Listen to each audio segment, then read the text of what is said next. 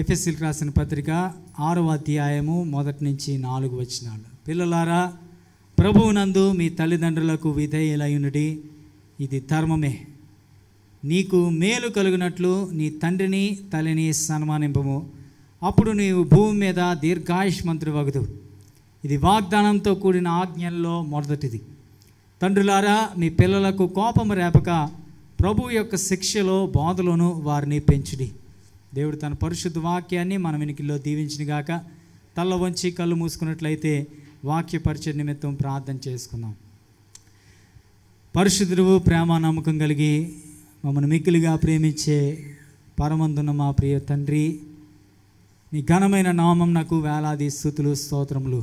లోకంలో ప్రేమ బాధ్యత తండ్రి, ఒక తండ్రితనం అంటే ఏంటో తెలుసుకోవాలంటే మిమ్మల్ని చూసినప్పుడే మాకు అర్థమవుద్ది.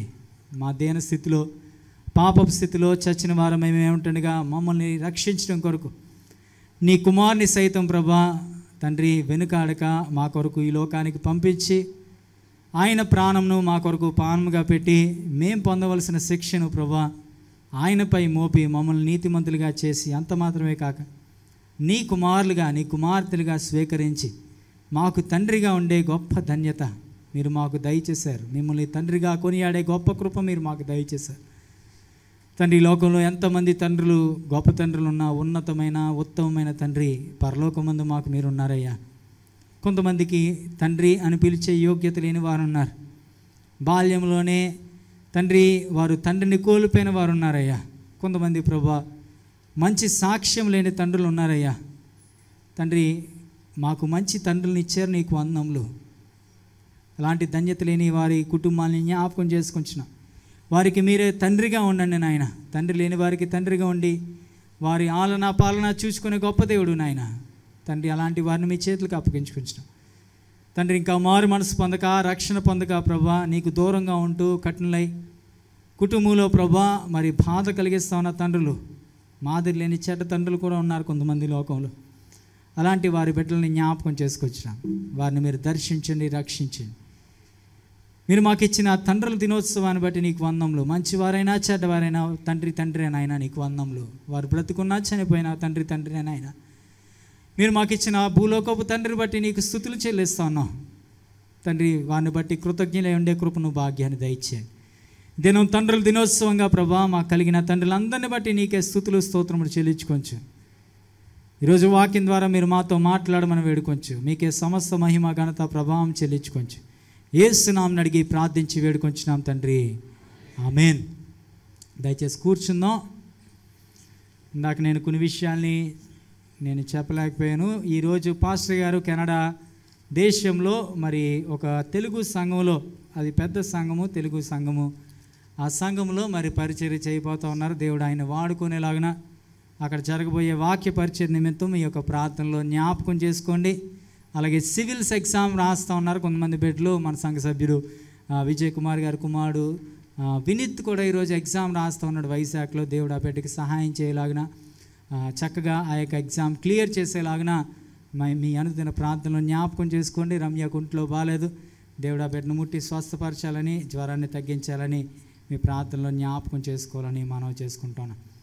ఈరోజు తండ్రుల దినోత్సవం. ఒకసారి తండ్రులందరూ చేతులు పైకెత్తారా? ప్రైజ్ ది లార్డ్, హల్లెలూయా. చాలా సంతోషం. దేవుడు తండ్రుల్ని మనకిచ్చాడు. చాలా సంఘాల్లో స్త్రీలు ఎక్కువ మంది ఉంటారు, కానీ మన సంఘంలో బ్యాలెన్స్డ్గా ఉంటారు పురుషులు స్త్రీలు కూడా. దాన్ని బట్టి దేవుని స్తుతిస్తాను. ఇప్పటికీ తండ్రులైన వారు, తండ్రులు అవుతున్న వారు, తండ్రులు అవబోయే వారందరికీ కూడా తండ్రుల దినోత్సవ శుభాకాంక్షలు. ప్రపంచంలో అన్నిటికంటే గొప్ప అనుభవము ఏంటి అంటే దేవుని పోలి జీవించడానికి, దేవుని స్వభావాన్ని ప్రతిబింబించడానికి తండ్రులుగా దేవుడు మరి ఈ భూలోకంలో తండ్రులైన మనకి దేవుడు గొప్ప ఆధిక్యతనిచ్చాడు. తండ్రి ప్రేమ అంటే ఏంటో అర్థం చేసుకోవాలంటే పరలోకపు తండ్రిని చూడడం కంటే ముందు మనం ఎవరిని చూస్తాం? భూలోకపు తండ్రిని చూస్తాం. యేసు ప్రభు కూడా భూలోకపు తండ్రి ప్రేమను ఎప్పుడు కూడా చిన్న చూపు చూసి చెప్పలేదు ఆయన. మీరు చెడ్డవారై ఉండి మీ పిల్లలకు మంచి ఈవుల్ని ఇయ్యనెరిగి ఉంటే మీ పరలోకపు తండ్రి మరి నిశ్చయంగా పరిశుద్ధాత్మని ఇయ్యడా అంటాడు ఆయన. నిజమే, మన పరలోకపు తండ్రి మన ఎలా ఆయన కంపాషన్ కలిగి ఉండేవాడు, ఆయన శ్రద్ధ కలిగి ఉండేవాడు, ఆయన బాధ్యత కలిగి ఉండేవాడు. మీలో ఎవరికైనా మీ కుమారుడు చేపను అడిగితే పామునిచ్చినా, రొట్టెని అడిగితే రాయినిచ్చినా అంటాడు ఆయన.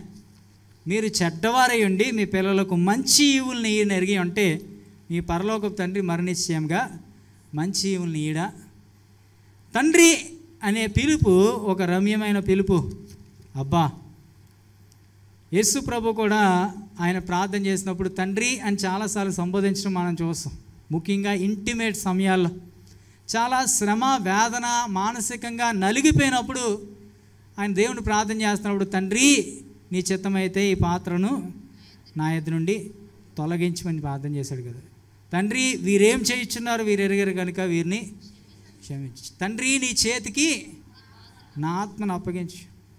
ఇంటిమేట్ మూమెంట్స్లో చాలా భయం అంటే ఒక విధమైన మానసిక ఒత్తిడి, చాలా ఆ యొక్క నలిగిపోతా ఉన్న సమయాల్లో దేవుణ్ణి ఆయన సంబోధించినప్పుడు చాలాసార్లు తండ్రి అని సంబోధించవచ్చు, కానీ it was an intimate encounter.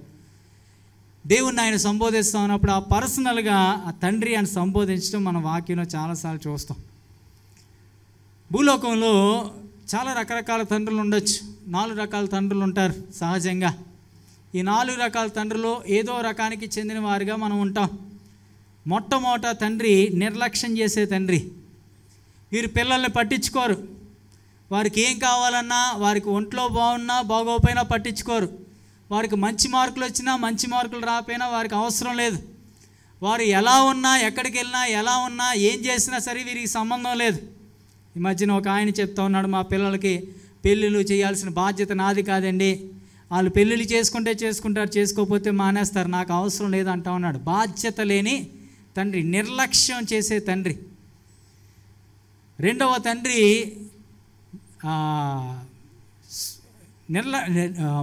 మొదటి తండ్రి నిర్లక్ష్యం చేసే తండ్రి. రెండవ తండ్రి కఠినుడైన తండ్రి, క్రూరుడైన తండ్రి. చాలామంది ఇంట్లో చూస్తాం కదా, క్రూరత్వం చాలా భయంకరంగా, కఠినంగా పిల్లల వల్ల చాలా క్రూరత్వాన్ని వెల్లడిపరుస్తూ ఉంటారు. ఒకసారి VBS జరుగుతుంటే, ఒకసారి తండ్రి ప్రేమ గురించి టీచర్ గారు చెప్తుంటే ఒక పిల్ల వచ్చి అన్నయ్య మా నాన్న చచ్చిపోవాలని ప్రార్థన చేయని అని అడిగిందంట. నేను ఆశ్చర్యపోయాడు. మా నాన్న చచ్చిపోమని ప్రార్థన చేయమంటారు, ఎవరన్నా ప్రార్థన చేయమంటారు. సండే స్కూల్ అయిపోయిన తర్వాత మాట్లాడదాం, నా పిల్లని పక్కే పిలిచి, అమ్మా మీ నాన్నగారు ఎందుకు అలా అడుగుతున్నావు నువ్వు అంటే, రోజు మా నాన్న శుభ్రంగా తాగొచ్చి మా అమ్మని చితకతంతా ఉంటాడు, రక్తాలు కారేటట్టు చాలా వేధిస్తూ ఉంటాడు, నన్ను చాలా బాధ పెడుతూ ఉంటాడు, నన్ను చాలా కొడుతూ ఉంటాడు. ఫస్ట్ క్లాస్ పిల్ల. మా నాన్నకి ఏదో జబ్బు వచ్చి చచ్చిపోవాలని ప్రార్థన చేయండి అన్యా అని అడిగిందాన్ని. ఈరోజు చాలా కుటుంబాల్లో అలాంటి తండ్రులు ఉంటా ఉన్నారు కదా. చిన్నదానికి పెద్దదానికి విసిగిపోవడం, చిరాకు తెచ్చేసుకోవడం, కోపగించుకోవడం, కురూరులుగా మారిపోవడం, చేతులు ఏది పడితే అది విసిరేయడం, కొట్టేయడం, భార్యను హింసించే భర్తలు, పిల్లలు చూస్తూ ఉంటారు. ఇవన్నీ కూడా ఒక మంచి తండ్రిగా మారాలంటే ముందు ఒక మంచి భర్తగా ఉండాలి. భార్యను హింసించే భర్త మంచి తండ్రి కాజాలడు. చాలామంది పిల్లల్ని చాలా బాగా చూసుకుంటాం అనుకుంటారు, కానీ చాలా హింసిస్తూ ఉంటారు. క్రూరమైన తండ్రి లోకంలో మనం చూస్తుంటాం. మూడో తండ్రి ఎవరన్నా చెప్పగలరా? మూడో తండ్రి చాలామంది ఇక్కడ ఉన్నారు అలాంటి తండ్రులు. అతి గారాబాల తండ్రి కదా. ఫాదర్స్ ప్రిన్సెస్ అంటారు కదా, ఫాదర్స్ ప్రిన్సెస్. వాళ్ళకి ఏం నేర్పించరు, ఇంకా గారాబాలు. 5 రూపాయలు అడిగితే 50 రూపాయలు ఇస్తారు కదా. మనం చేపను అడిగితే ఆ రోజుల్లో చేపనిచ్చేవాళ్ళే, వీళ్ళైతే ఏదో ఇంకోటి ఏదో తీసుకొచ్చారు, దూడనేదో తీసుకొచ్చేస్తారు కదా, తిమింగలాన్ని తీసుకొచ్చేస్తారు. పాడు చేసే తండ్రులు వీరు. అతి గారాబం. పిల్లలకి కష్టం నేర్పించరు, పిల్లలకి శ్రమ అంటే ఏంటో తెలియదు, బాధ్యత అంటే అయితే తెలీదు. అన్నీ వాళ్ళే చేసేయాలనుకుంటారు, అంతా వాళ్ళే చేసేయాలనుకుంటారు. అతి గారాబం. ఈ ముగ్గురు తండ్రులు కూడా పిల్లల భవిష్యత్తుని పాడు చేసేవాళ్ళు, పిల్లల్ని యొక్క భవిష్యత్తుని నాశనం చేసేవాళ్ళు. 4వ రకం తండ్రి ఉన్నాడు. ఆయన ఎవరంటే బాధ్యత కలిగిన తండ్రి. బాధ్యత కలిగిన తండ్రికి 3 లక్షణాలు ఉంటాయి. ఎప్పుడు బంధించాడు, ఇవ్వాల్సిన ఫ్రీడమ్ ఇస్తాడు. కొన్ని విషయాల్లో చూసి చూడనట్టుగా విడిచిపెడతాడు. కొన్ని విషయాల్లో చాలాసార్లు గద్దెస్తాడు, నువ్వు వెళ్తున్న మార్గం సరి అయింది కాదు, గద్దేస్తాడు. కానీ ఎప్పుడు గద్దించాలో అప్పుడు గద్దేస్తాడు. ఎప్పుడు సైలెంట్గా ఉండాలో అప్పుడు సైలెంట్గా ఉంటాడు. ఎప్పుడు గారాపం చేయాలో అప్పుడు గారాపం చేస్తాడు. ఎప్పుడు మెత్తగా మాట్లాడాలో, ఎప్పుడు ప్రోత్సహించాలో అప్పుడు ప్రోత్సహిస్తాడు. అన్నిటికంటే ముందుగా అతను మాదిరి చూపించి, ఇదిగో నీకు నేను మాదిరి చూపిస్తా ఉన్నాను, బాధ్యతగా జీవించాలంటే ఇదిగో నా మోడల్ని చూపించు, నా మోడల్ని అనుసరించు అంటాడు. హల్లెలూయా. ఈరోజు ఎలాంటి తండ్రులు మనం ఉంటా ఉన్నాం? ఎలాంటి తండ్రులను మనం కలిగి ఉంటా ఉన్నాం? నిర్లక్ష్యం చేసే తండ్రులా, లేకపోతే క్రూరులైన తండ్రులా, లేకపోతే అతి గారాబాల తండ్రులా, లేకపోతే బాధ్యత కలిగిన తండ్రులా? బైబిల్ గ్రంథంలో ఈరోజు ఒక సాక్ష్యాన్ని మనం చూద్దాం. తన తండ్రి హోదాని తన కుటుంబంలో ఎలా నిర్వహించాడో, తన కుమారుడికి ఎలాంటి లెగసీ విడిచిపెట్టాడో ఈరోజు ఒక సాక్ష్యాన్ని మనం చూద్దాం. రండి, ఆదికాండము 12వ అధ్యాయం నుంచి మనం కొన్ని వచనాల్ని మనం చూద్దాం. ఆదికాండం 12వ అధ్యాయం నుంచి 25వ అధ్యాయం వరకు ఇక్కడ ఒక గొప్ప సాక్ష్యాన్ని మనం చూస్తాం. ఈ పేజీలు మీరు తెరిచిపెట్టుకుని ఉన్నట్లయితే అక్కడక్కడ అప్పుడప్పుడు అడపా నేను కొన్ని వచనాలు చదువుతూ ఉంటాను, అప్పుడు మీరు చూడవలసిందిగా మనం చేసుకుంటా ఉన్నాను. అబ్రహాము జీవితాన్ని మనం చూడబోతా ఉన్నాం. అబ్రహాము జీవితం ప్రత్యేకమైన జీవితం. బైబిల్లో అబ్రహాం జీవితం గురించి 314 సార్లు 13 సార్లు ప్రస్తావించబడింది. అబ్రహాం వాటిలో 74 సార్లు కొత్త నిబంధనలో ఉంది. అబ్రహాము జీవితానికి పాత నిబంధనలో లేదా ఆది కాండంలో కేటాయించిన అధ్యాయాలు 12 అధ్యాయాలు. 12వ అధ్యాయము 11వ అధ్యాయము తన జీవితం మనకి చూస్తే 27వ వచనం నుంచి మొదలయ్యి 25వ అధ్యాయం 11వ వచనంతో ముగుస్తుంది. 12 అధ్యాయాలు మాత్రమే. వాటిలో గమనిస్తే 377 వచనాలు ఉంటాయి. ఈ 377 వచనాల్లో అబ్రహాము తన కుమారునికి సంబంధించిన వచనాలు 163 వచనాలు. అంటే పర్సంటేజ్ చూస్తే 42% అబ్రహాము జీవితం కాంట్రిబ్యూషన్ అంతా ఎవరి చుట్టూ తిరిగిందంటే ఇస్సాకు చుట్టూ తిరిగింది.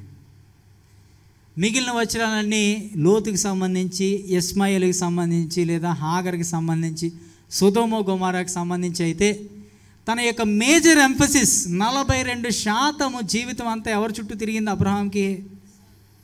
అబ్రహాం జీవితంలో ముఖ్యమైన పాత్ర పోషించాడు అనడానికి, ఒక తండ్రిగా తను ఉన్నాడు అనడానికి ఈ వచనాలే ఒక నిదర్శనం. అబ్రహాము జీవితంలో తన కుమారుడికి ఏ పాఠాలు నేర్పించి ఉండొచ్చు? ఒకవేళ ఇస్సాకుని కూర్చోబెట్టి ఫాదర్స్ డే మెసేజ్ ఇచ్చి మీ నాన్నగారి గురించి 4 మాటలు చెప్పయ్యా అంటే ఇస్సాకు ఏం చెప్తాడు? బహుశా 3 మాటలు చెప్తాను నేను. ఇస్సాకు ఏం చెప్పగలడో, ఏం చెప్పి ఉండొచ్చు. మొట్టమొదటిగా ఇస్సాకు ఏం చెప్తాడంటే, మా నాయనకి సుఖం కంటే దర్శనం ఎక్కువ అని చెప్తాడు. ఏం చెప్తాడండి? సుఖం కంటే దర్శనం ఎక్కువ, మాకు అదే నేర్పించాడని చెప్తాడు. అబ్రహాముని దేవుడు పిలిచినప్పుడు ఆదికాండం 12వ అధ్యాయంలో 1వ వచనంలో అంటా ఉన్నాడు, అబ్రహామా, యెహోవా నీవు లేచి నీ దేశం నుండి, నీ బంధువుల యొద్ద నుండి, నీ తండ్రి ఇంటి నుండి బయలుదేరి నేను నీకు చూపించే దేశంనకు వెళ్ళుము. అడ్రస్ లేని ప్రయాణం మొదలుపెట్టిన మొట్టమొదటి వ్యక్తి ఎవరంటే అబ్రహామే. ఓషా ఎక్కడికి వెళ్తున్నాడో తెలియదు. దేవుడు అన్నాడు విడిచిపెట్టాల్సినవి చాలా స్పష్టంగా చెప్పాడు ఆయన. 3 విషయాలు విడిచిపెట్టమన్నాడు. మొట్టమొదటిది ఏంటి? నీ దేశం, నీ అడ్రస్ను మార్చుకో. రెండోది నీ బంధువులు మార్చుకో, బంధువుల దగ్గర నుంచి బయలుదేరు. మూడోది నీ కుటుంబస్తులు, దూర బంధువులే కాదు, ఎవరు ఇప్పుడు నీ తండ్రి ఇంటి వారిని విడిచిపెట్టి నేను నీకు చూపించు దేశంనకు. మొట్టమొదటిది హిస్ డైరెక్షన్. ఒక తండ్రిగా అతని డైరెక్షన్, అతని దిశ, అతని దర్శనం ఎటువైపు వెళ్తూ ఉంది అంటే దేవుడు తనని చూపించిన దశలో అతను మారడం మొదలుపెట్టాడు. హల్లెలూయా. ఎక్కడికి వెళ్తున్నాడో తెలియదు. మంచి జ్ఞాపకార్థ కూడికలో వాక్యం చెప్పవలసి వస్తే అక్కడ చెప్పాను. మనం వెళ్ళే గమ్యం మనకి తెలియనప్పుడు మనం ఎవరితో ప్రయాణం చేస్తున్నామో వాళ్ళని చూస్తూ వెళ్ళడం మనకి చాలా ప్రాముఖ్యం. మా పిల్లలు నేను ట్రైన్ ఎక్కించాను అనుకోండి, వాళ్ళకి ఏ స్టేషన్లో దిగాలో తెలుస్తుందా? 2వ తరగతి చదువుతున్నారు వాళ్ళు. ఏ స్టేషన్లో దిగాలో తెలియదు. పోనీ ఎప్పుడు వెళ్ళని ప్రదేశానికి నేను వాళ్ళని ట్రైన్లో తీసుకెళ్తున్నాను అనుకోండి, వాళ్ళకి ఇంకా ఏ స్టేషన్కి వెళ్తారో కూడా వారికి తెలియదు. కానీ తీసుకెళ్ళేది నేను, వాళ్ళు నాతో ఉన్నారు కాబట్టి వారు ఎప్పుడు దిగాలి అన్నది, ఎలా దిగాలి, ఎక్కడ దిగాలి అన్నది వాళ్ళకి తెలియాలంటే వారికి ఉన్న ఒకే ఒక మార్గం ఏంటి? నా వైపు చూడాలి. వారు నా వైపు చూసినంతకాలం వారు దిగాల్సిన స్టేషన్లో వారు దిగుతారు. వాళ్ళు నన్ను వదిలేసి ఆ రైల్వే కంపార్ట్మెంట్లో అటు నుంచి ఇటు నుంచి అటు తిరుగుతున్నారనుకో, నాకు కనిపించకుండా దాక్కున్నారనుకో, ఏమవుద్ది? దిగాల్సిన స్టేషన్ వచ్చేస్తుంది, వారు దిగాల్సిన స్టేషన్లో దిగలేరు. మన జీవితంలో కూడా అంతే. దేవుడు అబ్రహాముకి నేర్పించిన మొట్టమొదటి పాఠం ఏంటంటే, నీకు ఎక్కడికి వెళ్ళాలో తెలియాల్సిన పని లేదు, నువ్వెవరితో వెళ్తానో అది తెలుసుకుంటే చాలు. దేవుడు మన భవిష్యత్తును ఎప్పుడు మనకి తెలియచేయడు. రేపు ఏం జరుగుతుందో మనకేమో తెలుసా? వచ్చే నెల ఏం జరుగుతుందో తెలుసా? నువ్వెంత విశ్వాసపు తండ్రివైనా, నువ్వెంత విశ్వాసపు యోధుడివైనా, God never reveals completely everything. దేవుడు అబ్రహాముకి చేయబోయేది కొంచెం చెప్పాడు, కానీ అన్నీ చెప్పలేదు. చెప్పాడా? అన్నీ చెప్పలేదు. నిశ్చయముగా నువ్వు ఆశీర్వదించబడతావు, నీ మూలంగా దేశాలన్నీ ఆశీర్వదించబడతాయి. కానీ ఎప్పుడు ఆశీర్వదించబడతాయి తెలియదు, ఎలా ఆశీర్వదించబడతాయి తెలియదు. అబ్రహాంకి నేను ఏదైనా మరుగు చేయగలనా? అబ్రహాం నిశ్చయంగా గొప్ప ధ్యానమగును అని చెప్పి దేవుడు అబ్రహాంతో సొదొమ కుమారుల పాపం గురించి, వారి యొక్క నాశనం గురించి చెప్పాడు. కానీ అంత మట్టుకే. తర్వాత ఏం జరుగుతుందో చెప్పలేదు. ఇదిగో నీ పిల్లలు ఐగుప్తు దేశంలో వారు బానిసలుగా ఉంటారు, 400 సంవత్సరాలు వారు బానిసలుగా ఉంటారు. That's it. Bits and pieces అక్కడ ఇక్కడ కొన్ని విషయాలు దేవుడు అబ్రహాంకి బయలుపరిచాడు. కానీ తన చిత్తం అంతటిని, తన ప్రణాళికను అంతటినీ దేవుడు ముందు చెప్పాడు అబ్రహాంకి. చాలా విషయాలు చెప్పుండొచ్చేమో, కానీ అబ్రహాంకి ఎక్కడికి వెళ్తున్నాడో తెలియదంట. God kept it secret because God wants Abraham to exercise his faith. అబ్రహాము విశ్వాసముతో దేవుని చూచి నడవాలని దేవుడు కోరుకున్నాడు. హల్లెలూయా. ఈరోజు ఒక మంచి తండ్రిగా మనం మన కుటుంబాలకి మాదిరిగా ఉండాలంటే ప్రతి క్షణము, ప్రతి అడుగు దేవుని వైపు చూస్తూ నడవడం మనం నేర్చుకోవాలి. బెంగాల్ ప్రాంతంలో బెంగాల్ నేతగాళ్ళు ఉంటారు. కుటుంబ పారంపర్యాచారం ప్రకారం, వారు వంశావళి ప్రకారం వారు నేతగాలుగా మారుతారు. అది వారి ట్రెడిషన్. యంత్రాలతో వాళ్ళు నేరు, చాలా అద్భుతమైన డిజైన్స్ అంతా కూడా తండ్రి పిల్లలు వేస్తూ ఉంటారు.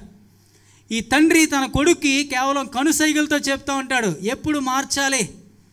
ఆ కనుసైగలతో చెప్తూ ఉన్నప్పుడు వాడి చేతులతో సడన్గా టక మారుస్తూ ఉంటాడు. ఇక్కడ తండ్రి మారుస్తున్న ప్రతి క్షణం కొడుక్కి ఆ సిగ్నల్ అందిస్తాడు. ఇవన్నీ సెకండ్స్లో జరిగిపోతాయి, మిల్లీ సెకండ్స్లో జరిగిపోతాయి. ఆ కొడుకు తండ్రి యొక్క ఆ ఐ సిగ్నల్ని, ఐ కాంటాక్ట్ని చూసి టక్మని వేస్తూ ఉంటాడు, దాన్ని నేస్తూ ఉంటాడు. ఒక అద్భుతమైన గ్రాండ్ డిజైన్ వస్తుంది. దాని గురించి రవి జకరియాస్ రాసు తన జీవితానికి ఆ బయోగ్రఫీకి పెట్టిన పేరు గ్రాండ్ వీవర్ అని పెట్టాడు. అద్భుతమైన నేతగాడు అని పెట్టాడు.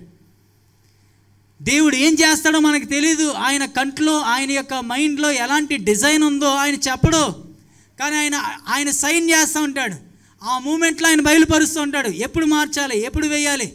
ఈ కుమారుడు అవతల పక్కన కూర్చుంటాడు కదా, వాడు తండ్రి యొక్క కళ్ళు వైపు చూస్తూ ఉంటాడు ఎప్పుడు కూడా. ఆ తండ్రి ఎప్పుడు సిగ్నల్ ఇస్తాడా, నేను ఎప్పుడు దాన్ని కంట్రోల్ చేయాలా, ఎప్పుడు మార్చాలా. తండ్రి సిగ్నల్ని వెంబడించి దాన్ని నేస్తూ ఉన్నప్పుడు అద్భుతమైన డిజైన్ వస్తుంది. హల్లెలూయా. అబ్రహాం అదే నేర్పించుకున్నాడు ఫస్ట్. నో క్వశ్చన్స్ ఆస్క్డ్, ఎక్కడికి వెళ్ళాలని అడగలేదు. దేవుడు అబ్రహాముని బయలుదేరమని చెప్పాడు, అబ్రహాము బయలుదేరాడంట. మరొక విషయం గమనించాలి, అబ్రహాము 2 డెస్టినీస్ దాటుకొని వచ్చాడు. మొట్టమొదట మనం చూస్తే 31వ వచనం, 11వ అధ్యాయం 31వ వచనం. తారహు తన కుమారుడు అబ్రహాము తన కుమారుడు అనగా హారాను కుమారుడు లోతును, తన కుమారుడు అబ్రహాం భార్య సారాయి అని తన కోడలను తీసుకొని కానాను వెలుటకు కల్దీల ఊరు అని పట్టణంలో నుండి వారితో కలిసి బయలుదేరి హారాను మట్టుకు వచ్చి అక్కడ 2 ప్రాంతాలు ఉన్నాయి. మొట్టమొదటిది ఊరు అన్న పట్టణము, రెండోది ఏంటి చెప్పండి, హారాను అన్న ప్రదేశం. 2 చాలా అద్భుతమైన ప్రదేశాలు, 2 చాలా నాగరికత కలిగిన ప్రదేశాలు, 2 చాలా అద్భుతమైన ఆ యొక్క డెవలప్మెంట్ అయిన ప్రదేశాలు. ఇప్పుడు మనం ఎవరికైనా ఒకవేళ కానీ ట్రాన్స్ఫర్ అయ్యింది అనుకుంది, ఇందాకే సాక్ష్యం చెప్పింది కదా సంధ్య, హైదరాబాద్ నుంచి అక్కడి నుంచి ఎక్కడో లోపల ఎక్కడో హిందూపురం పక్కన ఎక్కడో ఉన్న చిన్న పల్లెటూరికి ట్రాన్స్ఫర్ అయిపోయింది అనుకో, వెళ్ళడానికి ఇష్టపడతారా? కాకినాడ నుంచి ట్రాన్స్ఫర్ అయిపోయిందండి మీకు, ఆ ఎలమంచిల పక్కన ఎక్కడో ఉన్న రిమోట్ ఏరియాలోకి ట్రాన్స్ఫర్ అయిపోయింది. వెళ్తారా? దేవుని స్తోత్రం, దేవునికి మహిమ కలుగును అక్కడ సాక్ష్యం చెప్తారా? చెప్పరు. ఒకవేళ మనకు కానీ అమెరికా వీసా పిక్ అయిందంటే అబ్బా దేవుని స్తోత్రం, అమెరికాలో మాకు ఉద్యోగం వచ్చిందని గట్టి ఘనంగా చెప్పుకుంటాం. మనం చెప్పమా? మనకిష్టం, అందరికీ ఇష్టమే, తప్పేం లేదు పట్టణాల్లో ఉండడం. ఎందుకంటే పట్టణంలోకి వెళ్ళే కొద్దీ స్టాండర్డ్ ఆఫ్ లివింగ్ పెరిగిపోద్ది. అక్కడ చాలా డెవలప్మెంట్ ఉంటుంది, చాలా అవకాశాలు ఉంటాయి, చాలా గ్రోత్ పాసిబిలిటీస్ ఉంటాయి. ఇక్కడైతే మనకి చిన్న చిన్న స్కూల్స్ ఉంటాయి, అక్కడ ఇంటర్నేషనల్ స్కూల్స్ ఉంటాయి కదండి. ఇక్కడ మనకి ఏం కావాలంటే ఏదో చిన్న చిన్ని బేకరీ ఫుడ్లు తింటాం. అక్కడికి వెళ్తే చాలా మల్టీ క్వశ్చన్, చాలా రకరకాల భోజనాలు తినొచ్చు, రకరకాల బట్టలు దొరుకుతాయి, రకరకాల షాపింగ్ మాల్స్, బోల్డ్ ఎంటర్టైన్మెంట్. హైదరాబాద్లోనో లేకపోతే మనకి దుబాయ్లోనో ఉద్యోగం వచ్చిందంటే చాలా బాగుంటుంది. అబ్రహాముని దేవుడు అంటా ఉన్నాడు, ఆ స్వేచ్ఛ కలిగిన చాలా చక్కటి, చాలా ఆహ్లాదకరమైన, సుఖవంతమైన, తెలిసిన ప్రాంతం, అన్ని యోగక్షేమాలు చక్కగా ఉండే మంచి డెవలప్డ్ సిటీ అది మెసొపొతామియా పట్టణంలో. ఆ ఊరు అన్న పట్టణాన్ని వదిలేమన్నాడు. హారాన్ మట్టుకు వచ్చాడంట. పోన్లే అమెరికా దేశం నుంచి ఇప్పుడు దుబాయ్ వచ్చాడు అనుకుందాం. పోన్లే అమెరికాలో లేదు, ఇప్పుడు పోనీ దుబాయ్ ఉంది అనుకుంటే, దుబాయ్ నుంచి ఇప్పుడు దేవుడు దుబాడు వచ్చేయమన్నాడు అనుకో.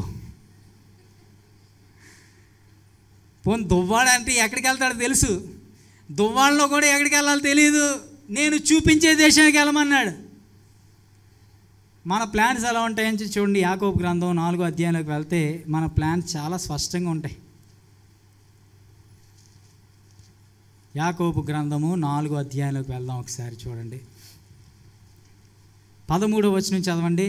నేడైనను రేపైనను ఒకానొక పట్టణం, నేడైనను రేపైనను అంటే ఒక టైం ఫ్రేమ్ ఉంది, ఒకానొక పట్టణము, ఒక ప్లేస్ ఉంది, ఒక డెస్టినీ ఉంది. వెళ్ళి అక్కడ ఒక సంవత్సరం ఉండి, అక్కడ ఒక సంవత్సరం, ఒక టైం పీరియడ్ ఉంది కదా, ఎంతకాలం పని చేయాలో ఉంది, ఎక్కడ పని చేయాలో ఉంది, ఏం చేయాలంట, ఒక సంవత్సరం ఉండి వ్యాపారం చేసి లాభము సంపాదించుకుందాం రండి అని చెప్పుకొని రాలా. ఒక స్ట్రాటజీ ఉంది, ఒక డెస్టినీ ఉంది, ఒక టైం ఫ్రేమ్ ప్లానింగ్ ఉంది.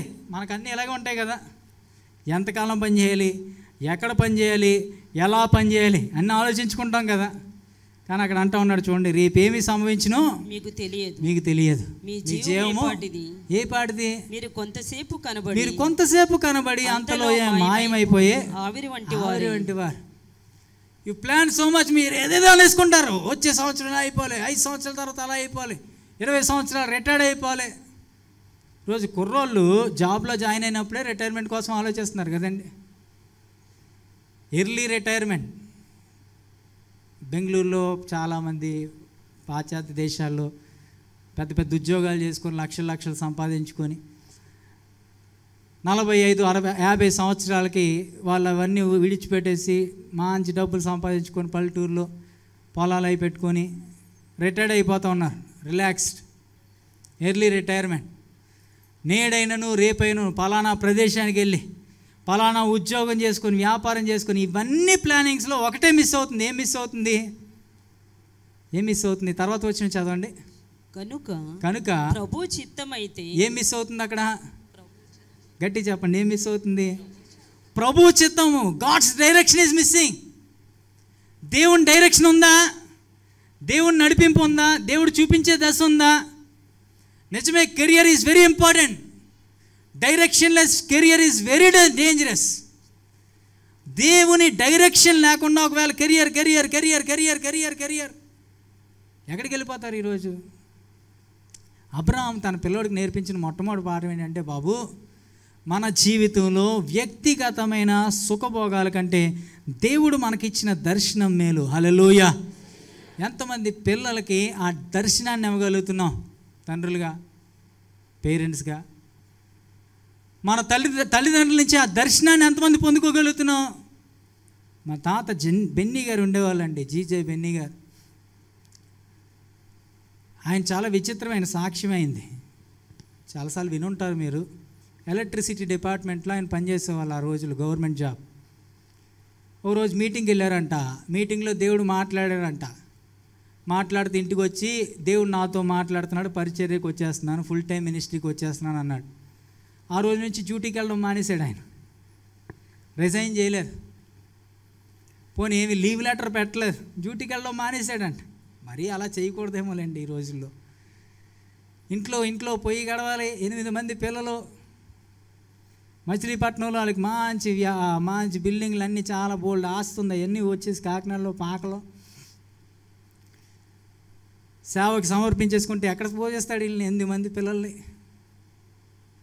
ఒక ఆనపాదు ఉండేదంట, రోజు ఆనపకాయలు కూరే.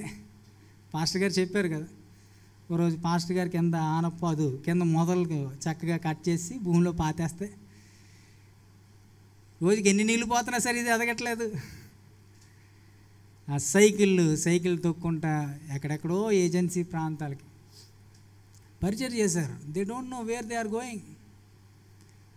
వాళ్ళు ఏం చేస్తున్నారో వారికి తెలియదు, కానీ they are concern only about their direction. వారు సరైన డైరెక్షన్లో వెళ్తున్నారా? వారి కుటుంబం సరైన డైరెక్షన్లో వెళ్తుందా? ఒకటే నేర్పించారు మా కుటుంబానికి, ఒకే నినాదం, నిండు ధైర్యము మొండి విశ్వాసం. నిండు ధైర్యము మొండి విశ్వాసం. ఈ బిల్డింగ్లన్నీ అలాగే కట్టారు. మా జనరేషన్ అంతా 50 మంది కుటుంబాలు ఇప్పుడు, అందరికీ అలాగే నిండు ధైర్యము మొండి విశ్వాసం. మా చదువుల్లో కానీ వివాహాల్లో కానీ నిండు ధైర్యం మొండి విశ్వాసం. ఏదో ఉంది కాబట్టి ఏదో ప్లానింగ్ లేకుండా ఉండొచ్చు. మా ప్లానింగ్ ఉండాలి, ప్లానింగ్ ఈజ్ ఇంపార్టెంట్. కానీ దేవుని చిత్తంలో ప్లాన్ చేసుకుంటున్నావా? అబ్రహాము తన ఆస్తిని విడిచిపెట్టలేదు. తనకు కలిగింది వారును తనతో పాటు ఉన్నవారు అంతా ఆర్జించిన ఆస్తి అంతా తెచ్చుకొచ్చాడంట. He have a strategy, he has a plan, కానీ his plan was in God's direction. దేవుని డైరెక్షన్లో వెళ్తా ఉన్నాడు. That's very important. తన యొక్క సుఖభోగాల కంటే తన దర్శనానికి ఎక్కువ ప్రాధాన్యత ఇచ్చాడు. దేవుని దర్శనంలో మనం జీవిస్తూ ఉన్నప్పుడు పొరపాట్లు జరగవని కాదండి, చాలాసార్లు తప్పుడు మార్గంలోకి వెళ్తూ ఉంటాం. అబ్రహాము దేవుడు వెళ్ళవలసిన దోమలోకి వెళ్తూ ఉన్నప్పుడు బలిపీఠాలు కట్టాడు, చాలా చక్కగా ఉంది. కానీ 13వ అధ్యాయంలోకి వచ్చి 12వ అధ్యాయం 10వ వచనంలోకి వచ్చేటప్పటికే కరువు వచ్చినప్పుడు ఐగుప్తు దేశానికి వెళ్ళిపోయాడు, తప్పు డైరెక్షన్కి వెళ్ళిపోయాడు. చాలా మిస్టేక్స్ చేశాడు. తన భార్యని చెల్లి అని చెప్పాడు. ఏ భార్యనైతే కాపాడాలో ఆ భార్యనే ఈమె నా చెల్లి అని చెప్పి పరిచయం చేశాడు. దాన్ని బట్టి చాలా నష్టం కలిగింది. ఫరో ఇంటికి తెచ్చుకున్నాడంట సారాని. మానసికంగా ఎంత నలిగిపోయి ఉంటాడో ఆ వ్యక్తి అబ్రహాం. ప్లస్ చాలా భయంకరమైన మిస్టేక్. దేవుని వాగ్దానాలను ప్రశ్నించి దేవుని చిత్తం ఎరుగకుండా హాగర్ని వివాహం చేసుకున్నాడు. కుటుంబం చాలా డ్యామేజ్ అయింది. ఇష్మాయిల్ని పంపించడంలో చాలా నలిగిపోయాడు. There are so many mistakes. విశ్వాసానికి తండ్రి అయిన అబ్రహాము జీవితంలో కూడా చాలా మచ్చలు ఉన్నాయి, చాలా పొరపాట్లు ఉన్నాయి. కానీ అబ్రహాము వాటన్నిటిని సరిదిద్దుకున్నాడు. హల్లెలూయా. ఈరోజు మంచి తండ్రులు విశ్వాసం కలిగి జీవిస్తూ ఉన్నప్పుడు your ambition is not perfection, your ambition is holiness. మీరు ఏ తప్పులు చేయకుండా జీవించడం, జీవితం కోసం ఆశించడం కాదు. నేను ఏ పొరపాట్లు చేయకూడదు, ఇంకా నేను ఏ తప్పుల్లో పడకూడదు, ఎప్పుడు నేను ఎప్పుడు కూడా తప్పుడు తోవలోకి వెళ్ళకూడదు. అందుకే అన్న 40వ అధ్యాయం యెషయా గ్రంథంలో యవ్వనులు తప్పక తొట్టిల్లుదురు. నువ్వు ఎంత శ్రద్ధగా ఎంత పర్ఫెక్ట్గా ఉండాలనుకున్నా ఏదో సమయంలో నువ్వు పక్కత్రోవ పడతావు. కానీ ఆ ఇన్పర్ఫెక్షన్స్లోంచి దేవుని డైరెక్షన్స్ చూస్తూ ఉన్నామా? That is very important. నువ్వేదో పక్కత్రోవకు వచ్చావు, తప్పిపోయావు, కానీ దేవుడు నడిపిస్తూ ఉన్న డైరెక్షన్లోకి మళ్ళీ వచ్చేయడానికి ఇష్టపడుతున్నావా? అబ్రాహాము హాగర్ విషయంలో చాలా బాధపడుతూ ఉన్నప్పుడు 21వ అధ్యాయం అంటాడు కదా, 21వ అధ్యాయము 12వ వచనంలో అబ్రహాము అయితే అతని కుమారుని బట్టి ఆ మాటలు అబ్రహామునకు మిక్కిలి దుఃఖము కలుగజేసిన. అయితే దేవుడు ఆ చిన్నవాని బట్టి నీ దాసిని బట్టి నీవు దుఃఖపడవద్దు, సారా నీతో చెప్పిన ప్రతి విషయంలో ఆమె మాట వినుము, ఇస్సాకు వలన అయినది నీ సంతానం అనబడి. he was ready to rectify his mistakes. తన జీవితాన్ని దిద్దుబాటు చేసుకోవడానికి ఇష్టపడ్డాడు, సరి చేసుకోవడానికి. క్రమపరుచుకోవడానికి. మన జీవితంలో త్రోవ తప్పడం తప్పు కాదు, కానీ తప్పిన త్రోవలో ముందుకు వెళ్ళిపోవడం చాలా పెద్ద పొరపాటు. దేవుడు మనకిచ్చిన అవకాశాలని మనం మార్చుకుంటూ ఉన్నామా? వల్నరబిలిటీ అంటాం. దేవా, నేను నడవలసిన త్రోవను నాకు బోధించు, నేను సరి చేసుకోవాల్సిన మార్గాన్ని నాకు చూపించు. ఒక తండ్రిగా నువ్వు కొన్ని విషయాల్లో పక్క త్రోవ పట్టేవేమో, ఒక తండ్రిగా నువ్వు దేవుని చిత్తం నుంచి పక్కకు వచ్చేసేవేమో, కానీ దేవుడు నిన్ను గద్దేస్తూ ఉన్నప్పుడు, దేవుడు నీతో మాట్లాడుతూ ఉన్నప్పుడు మళ్ళీ తిరిగి నీ యొక్క మార్గంలోకి రావాల్సిన బాధ్యత నీకుంది. మొట్టమొదటిగా అబ్రహాము ఇస్సాకి నేర్పించిన పాఠం ఏంటంటే, అబ్బాయి, దేవుని మార్గంలో నడుస్తున్నావా? Is your direction according to the will of God. సుఖం కంటే, ఈ యొక్క సౌకర్యాల కంటే, నీ పేరు ప్రఖ్యాతల కంటే దేవుని దర్శనానికి నీవు ముందు స్థానం ఇస్తా ఉన్నావా? మొట్టమొదటిది దర్శనము, డైరెక్షన్. రెండవది మనం చూస్తాం, చూడండి, అబ్రహాము తన పిల్లవానికి నేర్పించిన రెండవ ముఖ్యమైన పాఠము, ధనము కంటే మనుష్యులను బంధాలు ముఖ్యం. ధనము కంటే బంధాలు ముఖ్యం. అబ్రహాము చాలా కోటీశ్వరుడు, తనతో పాటు ఉన్న లోతు కూడా చాలా కోటీశ్వరుడు. వీళ్ళిద్దరూ ఆ హాయి పట్టణం నుంచి విడిచిపెట్టి, ఆ యొక్క ఊరు అన్న ప్రదేశాన్ని విడిచిపెట్టి దేవుడు చూపించే ఆ ప్రాంతానికి వెళ్ళిపోతూ ఉన్నారు. కానాన్ దేశం వరకు వచ్చేసారు. వీరిద్దరికి చాలా ఆస్తిపాస్తులు ఉన్నాయి, చాలా ధనగణతలు ఉన్నాయి. అయితే ఒకరోజు అబ్రహాము సేవకులకి, లోతు సేవకులకి ఏమొచ్చిందంట? గొడవలు వచ్చినాయి అంట. ఎంతమంది కుటుంబాల్లో గొడవలు ఉన్నాయి అంటే చేతులు ఎత్తమంటే మీరు ఎవరో చేతులు ఎత్తరు. కానీ ఇంకో ప్రశ్న కూడా అడుగుతాను, అసలు ఏ గొడవలో మా కుటుంబాల్లో ఎప్పుడూ రాలేదండి అన్న వాళ్ళు చేతులు ఎత్తండి అంటే ఎవరు కూడా ఎత్తరు. మనం మోసగాళ్ళను, అబద్ధికులు, వేషధారులు. గొడవలు లేని కుటుంబాలు ఏమీ ఉండవు. ఉంటాయండి? సంబంధ బాంధవ్యాలు ఉన్నాయంటే ఖచ్చితంగా తగాదాలు వస్తాయి, ఏదో మనస్మార్థంలో వస్తాయి. తల్లి కుమారుడికి, తల్లి కుమార్తెకి, తండ్రి కొడుక్కి, అత్తా కోడలికి, మామగారికి అల్లుడికి వస్తాయా జార్జి? ఖచ్చితంగా వస్తాయి. ఇక్కడ అబ్రహాంకి లోతుకి మధ్య ఘర్షణ రాలేదు. ఎవరెవరికి వచ్చిందంట? అబ్రహాము సేవకులకి, లోతు సేవకులకి గొడవలు వచ్చినాయి. వాళ్ళు దెబ్బలాడుకుంటూ ఉన్నారు. అబ్రహాము కూడా లోతులు గొర్రెలు గొడ్లు గుడారాలు ఉండేను కనుక వారు కలిసి నివసించటకు, 13వ అధ్యాయం 6వ వచనం, వారు కలిసి నివసించటకు ఆ ప్రదేశము చాలకపోయాను. కాంపిటీషన్ వచ్చింది. కాంపిటీషన్ ఎక్కడైతే ఉంటుందో అక్కడ కాన్ఫ్లిక్ట్ ఉంటుంది, గొడవ, పోటీతత్వం. ఆ ప్లేస్ సరిపోవట్లేదు. ఇళ్ళల్లో కూడా ఉమ్మడి కుటుంబాలు ఏమవుతూ ఉంటుంది? సరిపోవు, గదులు సరిపోవు. మా కుటుంబం కూడా ఉమ్మడి కుటుంబంలోనే ఉంది. నేను కూడా 10 సంవత్సరాలు ఉమ్మడి కుటుంబంలోనే ఉన్నాను. అంటే మాకు తెలియకుండా చాలా విషయాలు జరుగుతూ ఉండేవి, అన్నింటిలో జరిగేలాగే.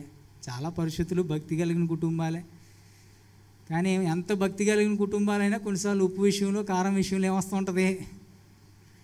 ఏవో ఒకటి వస్తూనే ఉంటాయి. గొడవలు వచ్చినాయి. గొడవలు వస్తే అబ్రహాం పిలిచి, ఏమనుకుంటున్నారా మీ కుర్రోళ్ళు అసలు ఏమనుకుంటున్నారు? అసలు మా వాళ్ళని ఏదో అంటున్నారంట. నా పిలిపించి ఎవడాడు కూర్చోబెట్టి ఈరోజు డిస్కషన్ పెట్టాలి, ఈరోజు ఏదో తేలిపోవాలనలేదు అబ్రహాం. ఏమన్నాడు చూడండి, అతని యొక్క రెస్పాన్స్, తన యొక్క ప్రైమరీ, తన యొక్క హృదయ వాంఛ ఏంటో అక్కడ ఎక్స్ప్రెస్ చేస్తున్నాడు. చూడండి 7వ వచనంలో, అప్పుడు అబ్రహాము, 8వ వచనం చదవండి. 8వ వచనం, కాబట్టి అబ్రహాము, ద ఫస్ట్ థింగ్, మనము బంధువులం, వీఆర్ రిలేటివ్స్, మనము రక్త సంబంధులం. తర్వాత గనుక నాకు నీకును నా పశువుల కాపరులకు నీ పశువుల కాపరులకును కలహం ఉండకూడదు. నా పశువుల కాపరులకు నీ పశువుల కాపరులకు ఏముండకూడదు? కలహం ఉండకూడదు. దానికంటే ముందు ఒక మాట చెప్పాడు. ఏం చెప్పాడు? మనము బంధువులం. 7వ వచనంలో, అప్పుడు అబ్రహాము పశువుల కాపరులు, లోతు పశువుల కాపరులు కలహము పుట్టెను. Full stop. తర్వాత ఆ కాలమందు ఎవరున్నారంట? ఆ కాలమందు కానానీయులు, పెరిజ్జీయులు ఆ దేశంలో కాపురం ఉండిరి. అబ్రహాం యొక్క బాధ ఏంటో తెలుసా? పక్కోళ్ళు కానానీయులు రా, ఇటుపక్క కానానీయులు, ఇటుపక్క పెరిజ్జీయులు, మధ్యలో మనం ఉన్నాం. మధ్యలో దేవుడు మనల్ని పెట్టాడు. ఆ కానానీయులు, పెరిజ్జీయులు ఎప్పుడు కొట్టుకొని చేస్తూ ఉంటారు. వీళ్ళు కొట్టుకొని సస్తా ఉన్నప్పుడు సమాధానంగా ఉండాల్సిన మనమే ఇప్పుడు ఎలా మారిపోతున్నాం? మనం కలహించుకుంటాం. మన బంధువులు హీ వాల్యూడ్ రిలేషన్షిప్స్, బంధాలకు ఎక్కువ ప్రాధాన్యత ఇచ్చాడు. ప్రియమైన దేవుని బిడ్డల, దేవుని బిడ్డలుగా మనం బంధాలకు ఎక్కువ ప్రాధాన్యత ఇవ్వాలి. హల్లెలూయా. పట్టింపులు వద్దు, ధనభోగాలు వద్దు, ఆస్తి తగాదాలు వద్దు. ఈరోజు చాలా కుటుంబాల్ని వేరు చేసేస్తూ ఉంది ఏంటంటే ఆస్తి తగాదా. నీకెంత ఉంది, నాకెంత ఉంది చూపించుకోవడానికి. అబ్రాహాము అంటూ ఉన్నాడు, ఈ దేశము నీ ఎదుటనున్నది, దయచేసి నన్ను విడిచి వేరుగా నుండుము. నీవు ఎడమ తట్టుకు వెళ్ళిన ఎడల నేను ఇటు వెళ్తాను, కుడి తట్టు. నీవు కుడి తట్టుకు వెళ్ళిన ఎడల నేను ఎడమ తట్టుకు వెళ్తున్నానని లోతుతో చెప్పాను. బ్రతిమాలుతున్నాడు, దయచేసి. ఇనిషియేషన్ లోతు తీసుకోలేదు. పెద్దనాన్న ఇలా గొడవలు అయిపోతున్నాయి అనట్లేదు. అరే బాబు, నీ సేవకులు నా సేవకుల మధ్య ఏమనకూడదు, నీకు నాకు మధ్య కాదు, నీ సేవకులకి నా సేవకుల మధ్య ఘర్షణ రాకూడదు, కలహం రాకూడదు. అందుకు మొట్టమొదట బ్రతిమాలుతున్నాడు, నీకే ఛాన్స్ ఇస్తున్నాను, నీకే ఆపర్చునిటీ ఇస్తున్నాను. చాలా ఇమోషనల్ ఇంటెలిజెన్స్ అంటాను దీన్నే. మానసిక జ్ఞానం దేవుని బిడ్డలకి చాలా అవసరం. ఇంట్లో 2 పిల్లలు ఉన్నారనుకో, 2 పిల్లలకి తండ్రి కేక్ తెచ్చాడు అనుకో, సాధారణంగా ఏం చేస్తారు పిల్లలు? ఆ కేక్ ముక్కనే చెరుసకం కోస్తారు. చెరుసకంలో కొంచెం 51% కొంచెం తేడా ఉంటుంది ఎంతైనా సరే కదా, క్రీమ్ విషయంలో. కానీ ఆ 51% ఎవరికి వెళ్తుంది? ఎవడు కోసాడో వాడికి వెళ్తుంది, అంతే కదా. అబ్రాహాము ఏం చేశాడంటే ఆ కేక్ కత్తిచ్చి, అరే బాబు నువ్వు కోసుకో, నచ్చిన భాగం కోసుకో, నువ్వు కోసుకొని తినేగా, మిగిలింది ఏమైనా ఉంటే నేను తింటాను. హల్లెలూయా. దట్ ఈస్ ఇంటెలిజెన్స్ కదా, డిప్లొమసీ అంట. దేవుని పిల్లలు దే ఆర్ గుడ్ డిప్లొమాట్స్. గొడవలకు వెళ్ళకూడదు నువ్వు. అంటే డిప్లొమసీ అంటే ఏమంటాం తెలుగులో? సమాధానపరచుకోవాలి కదా, సమాధానపరచు. ఏదన్నా పరిష్కారం చేయాలంటే you have to be diplomatic. జ్ఞానము కలిగి సమాధానపరచాలి, అంతేగాని నా వాటా నాకు ఇచ్చే, కొంచెం తేడా వచ్చిందంటే అలిగేస్తూ ఉంటారు కదా. కొంతమంది పిల్లలు ఉంటారండి, చిన్ని పిల్లలు, చాలా మంచి పిల్లలు. ఆడుకుంటున్నప్పుడు అవతలోడు పేచీ పెడుతున్నాడు అనుకో, వీళ్ళు ఏం చేస్తాడు తెలుసా? లోపల పరిగెత్తుకుంటూ వెళ్ళి ఈడు బొమ్మలు ఇచ్చేస్తాడు. వద్దు, ఏడు పాపేరా, ప్లీజ్ రా, బతిమాలేసి ఆడు బొగ్గలు గిల్లేసి. That is emotional intelligence. దేవుని బిడ్డలు కదా ఉండాలి. నేను లాక్కోవాలి, నాకు రావాలి కాదు. నీకు ఛాన్స్ ఇస్తున్నాను, మొట్టమొదటి ఛాన్స్. నువ్వేంటో చెప్పు, నీ స్టాండ్ ఏంటో చెప్పు, నువ్వేం తీసుకుంటావు డెసిషన్ చెప్పు, తర్వాత నా గురించి ఆలోచించుకుంటాను. అబ్రహాం విషయంలో ఎప్పుడు డెసిషన్స్ అబ్రహాం తీసుకోలేదు. ఆ విషయానికి వస్తే లోతు డెసిషన్స్ అన్నీ ఎవరు తీసుకున్నారు? లోతే తీసుకున్నాడు, అబ్రహాం తీసుకోలేదు. పెద్దనాన్న నువ్వు చెప్పేదన్నాను, నువ్వు ఎక్కడికి వెళ్ళమంటే అక్కడికి వెళ్తాను అనొచ్చు కదా, అలా అనలేదు. లోతు కనులెత్తి ఆ ఏదైనా తోటలో ఉన్న సొదొమ తోట చూసాడంట. దేవుడు అబ్రహాంతో అన్నాడు, అబ్రహామా అక్కడ ఒక పర్వతం దగ్గర తీసుకొని వెళ్ళాడు. చూడండి అక్కడ 14 వచ్చిన, లోతు అబ్రహామును విడిచిపోయిన తర్వాత 13వ అధ్యాయం 14 వచ్చి, ఇదిగో నీ కన్నులెత్తి నీవు ఉన్న చోట నుండి ఉత్తరపు తట్టు, దక్షిణపు తట్టు, తూర్పు తట్టు, పడమర తట్టు నువ్వు చూడుము. ఎందుకనగా నీవు చూచుచున్న ఈ దేశం అంతటిని నీకును నీ సంతానమునకును సదాకాలము ఇచ్చెదను. When you are prepared to lose something, నీవు ఇతరుల కొరకు ఏదైనా కోల్పోవడానికి ఇష్టపడినప్పుడు దేవుడు నీకు ఒక డైరెక్షన్ ఇవ్వడు, 4 డైరెక్షన్లు ఇచ్చేస్తాడు. హల్లెలూయా. నువ్వు ఆశించిన దానికంటే, ఊహించిన దానికంటే. అందుకే దేవుని తట్టు చూడడం మనం నేర్చుకోవాలి. ధనము కంటే బంధాలనే ప్రేమించడం నేర్చుకోవాలి. అంత మాత్రమే కాదండి, తన సొంత మనుషులతోనే కాదు, తాను ఎక్కడ నివసిస్తున్నాడో వాళ్ళతోటి చాలా చక్కటి బంధాలు ఉండేవంట. చూడండి 14వ అధ్యాయం 13వ వచనంలోకి వెళ్దాం. ఆ ఫుల్ స్టాప్ తర్వాత నుంచి చదవండి, 2వ లైన్ నుంచి. అప్పుడు అతడు ఎష్కోలు సహోదరుడును అనేరు సహోదరుడునైన మమ్రే అను అమోరీయుని ఏలోను వనములో కాపురముండెను. వీరు అబ్రాహాముతో నిబంధన చేసుకునే వాళ్ళు. Hallelujah. Hallelujah. He was always in good terms, diplomatic relationships. అక్కడ ఎవరు ఉన్నారు? ఆమోన్. అతనికి ఏమీ పెద్ద వాగ్దానాలు లేవు. ఆనేరు సహోదరుడైన మమ్రే వీరు అబ్రహాముతో నిబంధన చేసుకున్నారంట. ఎందుకు చుట్టుపక్కల వారితో మంచి రిలేషన్షిప్స్ మెయింటైన్ చేశాడు? దేవుని బిడ్డలుగా మన పక్కింటి వాళ్ళతో, మన ఎదురింటి వాళ్ళతో, మన వెనకింటి వాళ్ళతో మనకి ఎలాంటి సంబంధాలు ఉన్నాయి? మనకి ఎలాంటి సంబంధాలు ఉన్నాయి? కనీసం మనం వారితో మాట్లాడే సంబంధాలు ఉన్నాయా? వాళ్ళ అవసరతలో మనం ఎప్పుడైనా వాళ్ళతో పాలు పంపులు పొందుకునే సంబంధాలు ఉన్నాయా? లోతు అన్ని సంవత్సరాలు సొదొమ కుమారులో జీవించి స్నేహితులను సంపాదించుకోలేదండి. కనీసం 10 మందిని సంపాదించుకోలేదండి. అబ్రహాం ఏం చేశాడో తెలుసా? తన ఎంట పుట్టి అలవర్చబడిన వారు ఎంతమంది అంట? 318 మంది అంట. 14 వచ్చిన.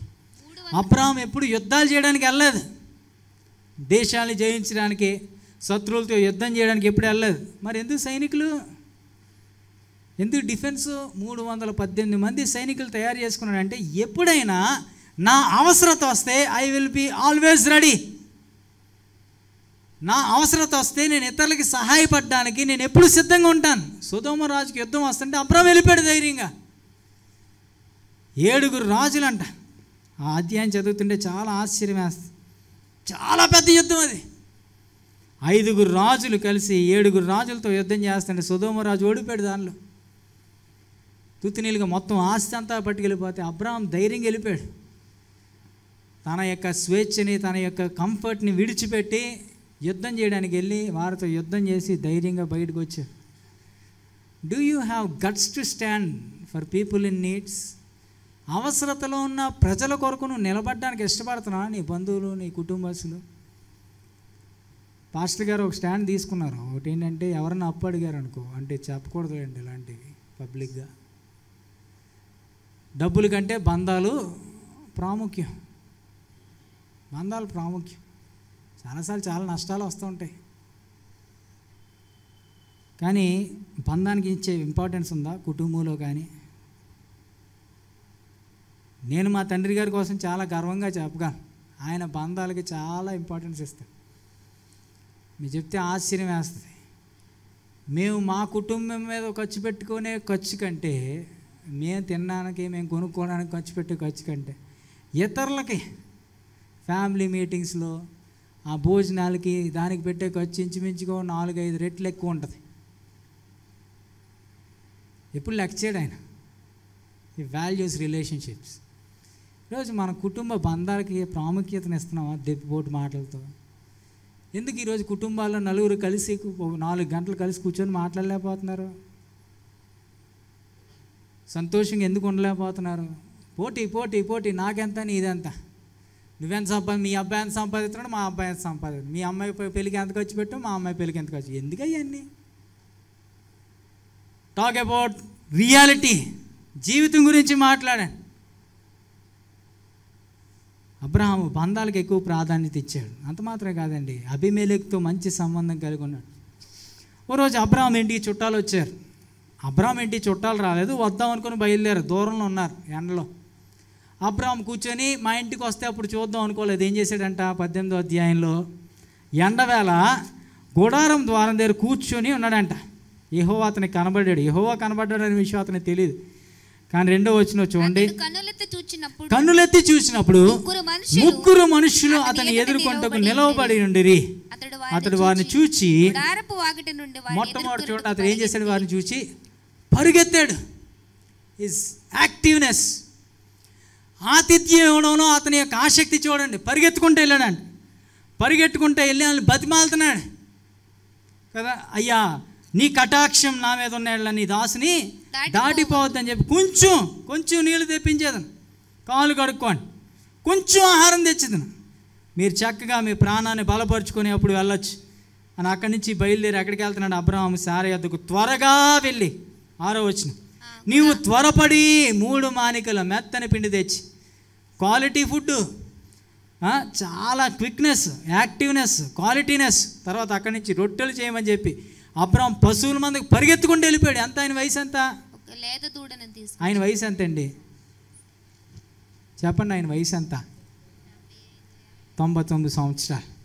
17వ అధ్యాయం 25వ వచనంలో అతని కుమారుడైన ఇష్మాయేలు గోపియాంగ చర్మం చేయబడినప్పుడు అతడు 99 ఏండ్ల వాడు. 99 సంవత్సరాల పండు వృద్ధుడు ఏం చేస్తున్నాడు? దేనికోసం? పెన్షన్ ఇస్తున్నారన్నా? ఏండి, ఫ్రీగా ఏదైనా దొరుకుతుందని పరిగెడేస్తాం మనం కదా, ఉత్తిన వస్తే పినాయిలు కూడా వదలం. కానీ అబ్రహాం పెన్షన్ కోసం పరిగెత్తలేదు. దేనికోసం పరిగెత్తున్నాడు? ఎవరో ఊరమ్మట వెళ్ళిపోతున్నారు వాళ్ళు, ఆతిథ్యం ఇవ్వడానికి పరిగెత్తుకుంటూ వెళ్ళి త్వరపడి మెత్తని పిండి తీసుకొచ్చి తనే పశువుల సాలకి పరిగెత్తుకుంటూ వెళ్ళి లేత దూడ తెచ్చి, లేత దూడ అంటే దూడ మనం తినరు అనుకోండి, అందరూ తినరు కొంతమంది. కానీ దూడ తింటే ఎంతమంది తింటారు? ఒక దూడ ఎంతమందికి వస్తుంది? కనీసం 200 మందికి వస్తుంది, లేత దూడ కాబట్టి. అంతే కదా, ఒక మేక వేసారంటే ఎంతమంది తింటారండి? పెళ్ళిళ్ళు వేస్తారు కదా, ఒక లెక్క ఉంటుంది. అంటే 200 మంది తింటారు. 3 ఇంటికి అతిథి వస్తే ఎంతమందికి భోజనాలు పెడుతున్నాడు ఆయన? సిద్ధపరుస్తున్నాడు. 200 మంది సిద్ధపరుస్తాడా? కొంచెం ఆహారం తీసుకోండి అని చెప్పి ఒక లేత దూడ వేసేస్తాడా? అంత మాత్రమే కాదు, తన ప్రోటీన్ ఫుడ్ తీసుకొని వస్తున్నాడు చూడండి. తర్వాత అతడు వెన్నను పాలను తాను సిద్ధము చేయించిన దూడను తెచ్చి దగ్గర కూర్చొని సిద్ధం చేయించాడంట. ఎంత ఇంట్రెస్ట్ చూడండి, మనుషుల్ని ఎంత ప్రేమించాడు. ఆతిథ్యం ఇవ్వడం అంటే అదే. అందుకే అన్నాడు కదా, వారు తెలియకే దేవదూతలకి కొంతమంది ఇంట్లోకి హౌస్ విజిటింగ్కి వెళ్తే బెడ్రూమ్లోంచి రారు. ఎందుకు? ఏం బ్రదరో చచ్చి రావట్లేదు ఈ మధ్యన అడుగుతామని కదా, మొఖం చాటేసుకుంటున్నావా? ఈరోజు ఆతిథ్యం ఇవ్వడం అన్నది చాలా అదేంటిది, అదో పెద్ద చిరాగ్గా ఫీల్ అయ్యే దినాల్లో మనం ఉన్నాం. Love people. ఈ లోకంలో మనం దేని మీదన్నా ఇన్వెస్ట్ చేయగలం అంటే మనుషుల మీద ఇన్వెస్ట్ చేయగలం. హల్లెలూయా. మనుషుల మీద ఇన్వెస్ట్ చేయండి, వారి మీద సమయం మీద ఇన్వెస్ట్ చేయండి. It takes time. చాలా టైం తీసుకున్నాడు అబ్రహాం పర్సనల్గా. తన యొక్క యాక్టివ్నెస్, తన యొక్క ఇన్వాల్వ్మెంట్, తన యొక్క క్వాలిటేటివ్నెస్. వాళ్ళు అక్కడ కూర్చుని నిలబడి చూస్తున్నాడంట, వెళ్ళిపోలేదు. సారా కూడా అక్కడ గుడారం లోపల నుంచి అన్నీ చూస్తాం. They took interest. ఈరోజు మనం ఆతిథ్యం ఇవ్వడంలో ఇంట్రెస్ట్ చూపిస్తున్నావా? మనుషుల్ని ప్రేమించాడండి, మనుషుల్ని ప్రేమించాడు. అబ్రహాం తన భార్య చనిపోయినప్పుడు ఆ ఊర్లో ఉన్న వాళ్ళందరూ, మా శ్మశాన వాకిట్లన్నీ నీయే, ఏది కావాలంటే తీసుకుంటే ఫ్రీగా రూపాయి కూడా వద్దన్నాడు. అది ఫ్రీగా రూపాయి కూడా వద్దు నాకు, దాని వెల అంతా చెప్పండి, నేను ఆ వెలకి పూర్తిగా నేను దాన్ని సొమ్ము చెల్లించి తీసుకుంటాను అన్నాడు. వాల్యూడ్ రిలేషన్షిప్స్, బాంధవ్యాలకి ఎక్కడ దెబ్బ తగులుతుందో అక్కడ చాలా దూరంగా ఉండేవాడు. ఈరోజు నువ్వు బాంధవ్యాల కోసం ధనాన్ని వదులుకుంటున్నావా? ధనాన్ని కోసం బాంధవ్యాలను వదులుకుంటున్నావా? కుర్రవాడు తన తండ్రి దగ్గరికి వచ్చి అంటా ఉన్నాడంట, నానా నీ నెల జీతం ఎంత అని అడిగాడంట. తండ్రికి చాలా కోపం వచ్చింది. బుద్ధి లేదా నీకు, నా జీతం అడుగుతేంటి, ఆడవాళ్ళ వయసు మగవాళ్ళ జీతం అడగకూడదు అని తిట్టి పంపించాడంట. చాలా ఏడ్చుకుంటూ వచ్చి, నాన్న అది కాదు నాన్న, పోనీ నీ నెల జీతం ఎంతో చెప్పకు, ఒక రోజుకి నీకు ఎంత డబ్బులు వస్తాయో చెప్పు, నువ్వు కష్టపడితే అన్నాడండి. కుర్రవాడు ఏడుస్తూ అడుగుతుండే చూసి తండ్రి హృదయం పగిలిపోయి, అరే బాబు నాయన, నాకు ఒక రోజుకి 2000 రూపాయలు ఇస్తారా? నా పనిలో రోజుకి నేను సంపాదించే డబ్బు 2000 రూపాయలు అంటే సంతోషంగా అరిచి గెంతేసి వెళ్ళిపోయాడంట. తండ్రి అనుకున్నాడు, మా అబ్బాయికి నా జీతం చాలా బాగా వచ్చేసింది, భూషాల క్లాసులో అందరికీ మా నాన్న రోజుకి 2000 సంపాదిస్తాడని గొప్పగా చెప్పుకుంటాడు అనుకొని చాలా గర్వపడ్డాడు అని తండ్రి. కొన్ని నెలలు అయిన తర్వాత కుర్రోడు ఒక డబ్బా తీసుకొచ్చాడంట. చాలా సంతోషంగా డబ్బా తీసుకొచ్చి వాళ్ళ నాన్నగారి ముందు డబ్బా ఓపెన్ చేసి చిల్లర లెక్కెడుతున్నాడంట. 10 రూపాయల నోట్లు, 20 రూపాయల నోట్లు, చిల్లర రూపాయి కాసులు లెక్క పెడుతుంటే తండ్రి అలా చూస్తున్నాడు. అన్నీ లెక్క పెట్టి లెక్క చూపించాడంట. నాన్న ఇదిగో 400 రూపాయి కాసులు, ఇదిగో 10 రూపాయల నోట్లు ఎన్ని, 20 రూపాయల నోట్లు ఎన్ని, 100 రూపాయల నోట్లు అన్నీ ఇలా తండ్రి చేతిలో పెట్టి, నాన్న 2000 రూపాయల నోట్లు, 2000 రూపాయలు నీ జీతం, ఒకరోజు జీతం, ఒక్కరోజు నాతో సమయం గడుపుతావా? ఒకరోజు నీ జీతం ఇచ్చేసాను కదా నీకు, ఒకరోజు నువ్వు ఉద్యోగం మానేసి నాతో సమయం గడుపుతావా? ఈరోజు చాలామంది తల్లిదండ్రులకి పిల్లలతో సమయం గడపడానికి సమయం లేదు. బాంధవ్యాలకి సంబంధం లేదండి, బంధత్వాలకి విలువలు లేవు. డబ్బు సంపాదన, డబ్బు సంపాదన, డబ్బు సంపాదన. డబ్బు ఏం తీసుకొని వస్తుంది? బంధాలకి విలువ లేని చోట ధనానికి విలువ ఉండదు. ఇస్సాకు అదే నేర్పించాడు. అరే బాబు, డబ్బులు కాదురా మిగిలేయి, బంధాలు మిగులుతాయి. ఆ బంధాలు ఎన్ని కోట్లు ఖర్చు పెట్టినా నీకు మళ్ళా బంధాలు రావు. సాధ్యమైనంత వరకు బంధాలని కాపాడుకోవడానికి ప్రయత్నించి, ఆఖరిదే మనుష్యుల ప్రీతి కంటే దైవభక్తి మూలమని నేర్పించాడు. డివోషన్. మొట్టమొదటిది డైరెక్షన్, రెండవది డిప్లొమసీ, మూడవది డివోషన్. ఇస్సాకును కూర్చోబెట్టి నేర్పించిన మూలపాఠాలు ఏమైనా ఉన్నాయంటే, బాబు మనుషులందరూ మనకి శాశ్వతం కాదు, ఈ లోకంలో నిలబడేది శాశ్వతంగా ఉండేది దేవుడు ఒక్కడు మాత్రమే. దేవుని ప్రేమించడం నేర్చుకో, దేవుడికి మొదటి స్థానం ఇవ్వడం నేర్చుకో. అబ్రహాం జీవితంలో మొట్టమొదటి నుంచి మనం అదే చూస్తున్నాం. 12వ అధ్యాయాలకు వెళ్తే 7వ వచనం చూడండి. అక్కడ తనకు ప్రత్యక్షమైన యెహోవాకు ఒక బలిపీఠమును కట్టెను. 8వ వచనం చూడండి. యెహోవాకు బలిపీఠమును కట్టి యెహోవా నామంన ప్రార్థన చేశాను. 13వ అధ్యాయము 4వ వచనం, తాను మొదట బలిపీఠము కట్టిన చోటు చేరి అక్కడ అబ్రహాము యెహోవా నామంన ప్రార్థన చేశాను. 18వ వచనం, 13వ అధ్యాయం 18వ వచనం, అప్పుడు అబ్రహాము తన గుడారము తీసి హెబ్రోన్లో మమ్రే దగ్గరనున్న సింధూర వృక్షవనంలో దిగి అక్కడ యెహోవాకు బలిపీఠము కట్టాను. చూడండి 16వ వచనంలో చూడండి. 15వ అధ్యాయము 6వ వచనంలో, అతడు యెహోవాను నమ్మాను, అది అతనికి నీతిగా ఎంచెను. 16వ అధ్యాయము 13వ వచనం, చూచుచున్న దేవుడు నీవే అని పేరు తనతో మాట్లాడి యెహోవాకు పెట్టినది హాగరు పెట్టిన పేరు. అబ్రహాము తన జీవితంలో దేవుడికి ఇచ్చిన స్థానం అన్నది మనకి చాలా స్పష్టంగా కనిపిస్తాం.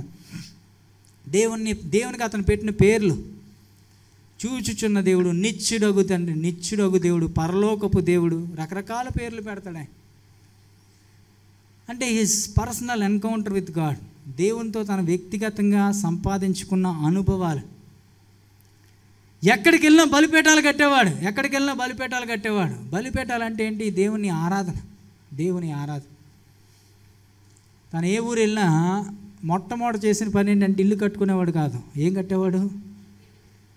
ఈరోజు మన పిల్లలు మొట్టమొదటి ఏదన్నా హాస్టల్కి వెళ్తే, ఉద్యోగాల నిమిత్తం లేకపోతే పెళ్లి చేసుకుని ఏదైనా ఊరు వెళ్తే, ట్రాన్స్ఫర్ ఏదైనా ప్రదేశానికి వెళ్తే, ఇక్కడ ఏ హోటల్స్ ఉన్నాయి, ఏ షాపింగ్ మాల్స్ ఉన్నాయని ఎతకడం కాదు. ఏం ఎతకాలి? మంచి చర్చ్ ఎక్కడ ఉంది? నేను ఫస్ట్ అడిగే క్వశ్చన్ అది. అరే బాబు, మంచి చర్చ్ ఏమైనా దొరికిందా నీకు? వాళ్ళన్నీ చెప్పేస్తుంటారు అని చెప్పి పక్కనే ఆంధ్ర మెస్ ఉందని ఏం ప్రాబ్లం ఉండదు మనకి. రాత్రి 12 గంటల వరకు జొమాటో ఆర్డర్లు ఇచ్చేసుకొచ్చా, ఇవన్నీ మంచియే. కానీ మంచి సహవాసం ఉందా? మంచి ఫెలోషిప్ ఉందా? సరే, యుద్ధం జరిగి యుద్ధంలో చాలా గొప్ప ఘన విజయం వచ్చిన తర్వాత అబ్రహాం ఏం చేశాడో తెలుసా? చూడండి ఒకసారి 14వ అధ్యాయంలో.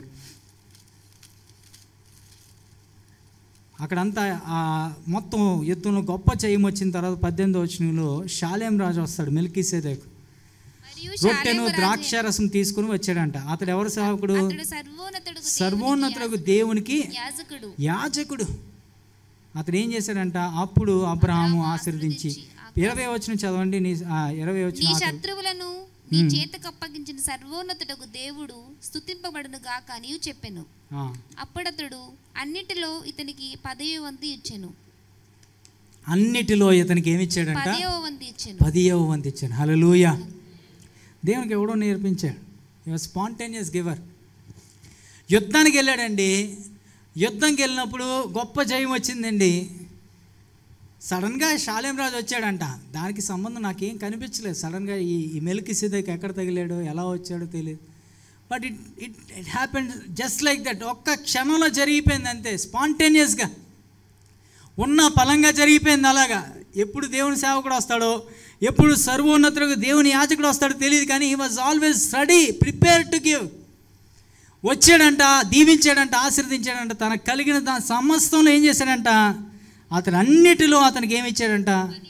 10వ వంతు ఇచ్చాడంట. హల్లెలూయా. దేవునికి మనుషుల కంటే, ఆస్తి కంటే మొదటి స్థానం ఇవ్వడం నేర్చుకున్నాడు. హల్లెలూయా. ఆయనకి ఇష్టమైన ఆ శ్రేష్టమైన వాటిని దేవునికి ఇవ్వడం నేర్చుకున్నాడు. 10వ వంతు ఇచ్చాడు. దేవుని అందులో విశ్వాసం చూపించాడు కదా, ఆ డివోషన్, దైవభక్తి.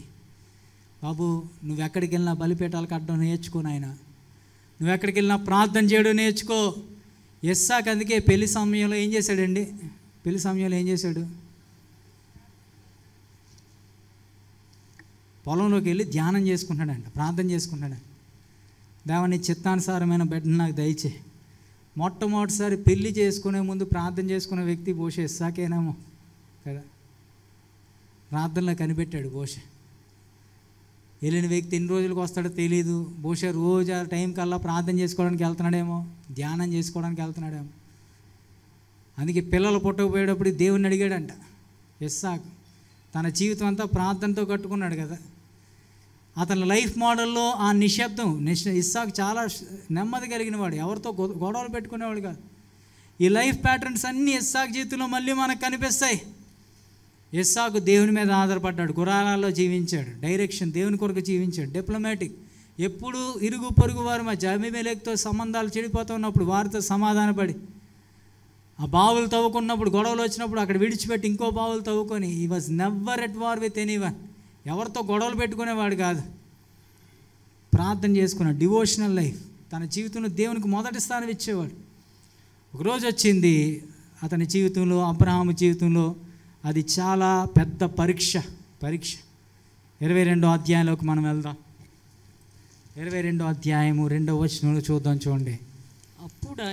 అప్పుడు ఆయన ఒకసారి చదవండి. అప్పుడైనా నీకు ఒక్కడైయున్న నీ కుమారుని అనగా నీవు ప్రేమించి ఇస్సాకును తీసుకుని మోరియా దేశమునకు వెళ్ళి అక్కడ నేను నీతో చెప్పబో పర్వతములో ఒక దాని మీద దహన బలిగా అతన్ని అర్పించమని చెప్పాను. తెల్లవారినప్పుడు అబ్రాహాము లేచి, అక్కడ మాటలు చాలా ప్రాముఖ్యమైనది. అబ్రహామా అని దేవుడు అతన్ని పిలువగా, చిత్తము ప్రభువా అని.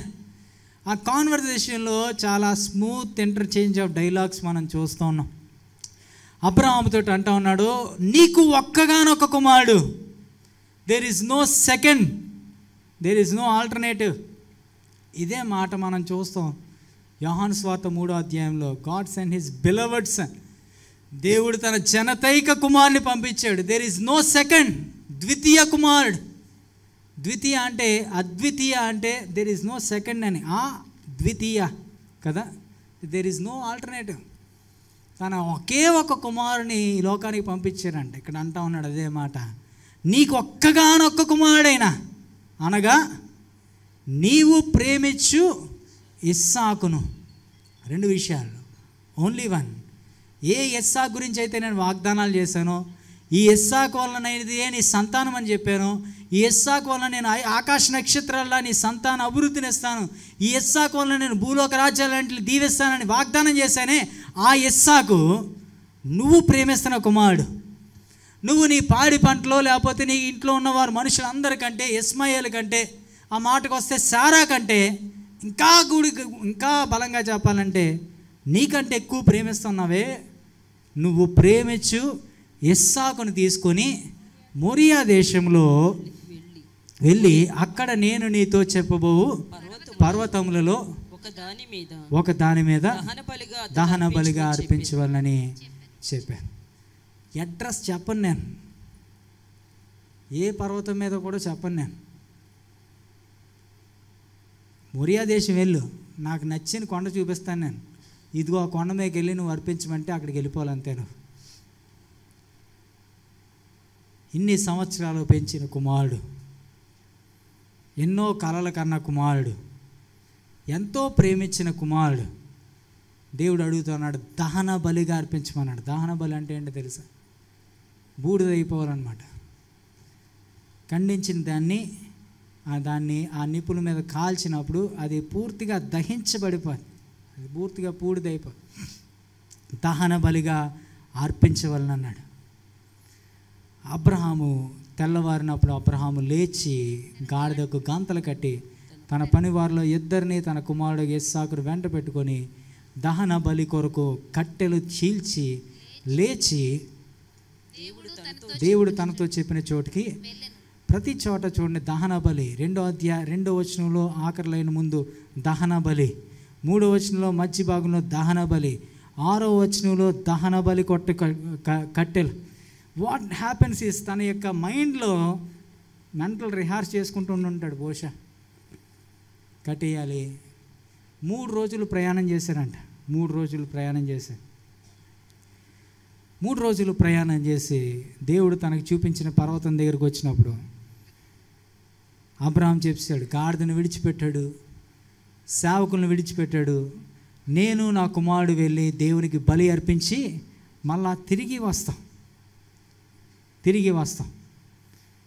చూడండి 6వ వచనంలో దహన బలికి కట్టెలు తీసుకొని తన కుమారుడు ఇస్సాకు మీద పెట్టి తన చేతితో కత్తిని పట్టుకొని పోయెను. వారిద్దరూ కూడి నిప్పును కత్తిని 2 ఆయుధాలు అబ్రహాం చేతిలో పట్టుకున్నాడంట. ఆర్ స్టాన్లీ గారు దీని గురించి మాట్లాడుతూ పిల్లలకి హానికరమైనవి చేతులు ఇవ్వద్దు అని చెప్పాడు. మంచిదే, మంచి ప్రిన్సిపల్. కానీ ఈయన మోయడం ఎంత బాధాకరంగా ఉంటుంది. ఎవడైనా నన్ను వెంబడింపగోరిని అలా తన సిలువను ఎత్తుకొని వెంబడించడం ఇష్టమా, కుమారుడు సిలువ ఎత్తుకొని వెంబడించడం ఇష్టమా? అంటే ఏది తేలిక చెప్పండి. మీకు ఇంకా సులువుగా అర్థం అవ్వాలంటే, నేనే ఒకవేళ అబ్రహాం సిచ్యువేషన్ ఉంటే, దేవా నా ఆస్తిని అంతా ఇచ్చేయమంటే కళ్ళు మూసుకొని ఇచ్చేస్తాను. అదంతా వద్దంటే నన్ను తీసేసుకో, నా వయసు అయిపోయింది, నేను చేయాల్సినవన్నీ చేశాను, ఈ అబ్బాయి నీ వాగ్దాన పుత్రుడు, ఇన్ని విడిచిపెట్టే. మా అబ్బాయిని అయితే నేను అలాగా తీసుకొని వెళ్ళను. అబ్రహాము చేతుల్లో నిప్పు, ఇంకో చేతుల్లో కట్టి పట్టుకొని వెళ్ళి ఇస్సాకు చేతుల్లో కట్లు పెట్టాడంట. కట్లు పెట్టి వారిద్దరూ కూడి వెళ్ళుచుండగా ఇస్సాకు తండ్రి అని అబ్రహాముతో నా తండ్రి అని అతను పిలిచాను. అందుకు అతడు ఏమి నా కుమారుడు, నిప్పును కట్టెలను ఉన్నవి కానీ దహన బలికి గొర్రెపిల్ల ఏది? What an emotional exchange. ఒక కొడుకు తండ్రిని అడుగుతున్నాడు, నాయనా బలికి గొర్రెపిల్ల ఏది? కొన్ని వేల గొర్రెలను అర్పించుంటాడు ఇద్దరు కలిసి. ప్రతి పుట్టినరోజుకి కొన్ని వేల గొర్రెలను అర్పించుంటాడు. ప్రతిసారి గొర్రెలను అర్పిస్తూ ఉన్నప్పుడు ఇస్సాకు పక్కన ఉండి దేవుని స్తుతిస్తూ ఆరాధిస్తూ ఉంటాడు. సరే మా నాయన మర్చిపోయాడు గొర్రె పిల్లనే. అబ్రహాంకి ఏమనిపించుంటుంది?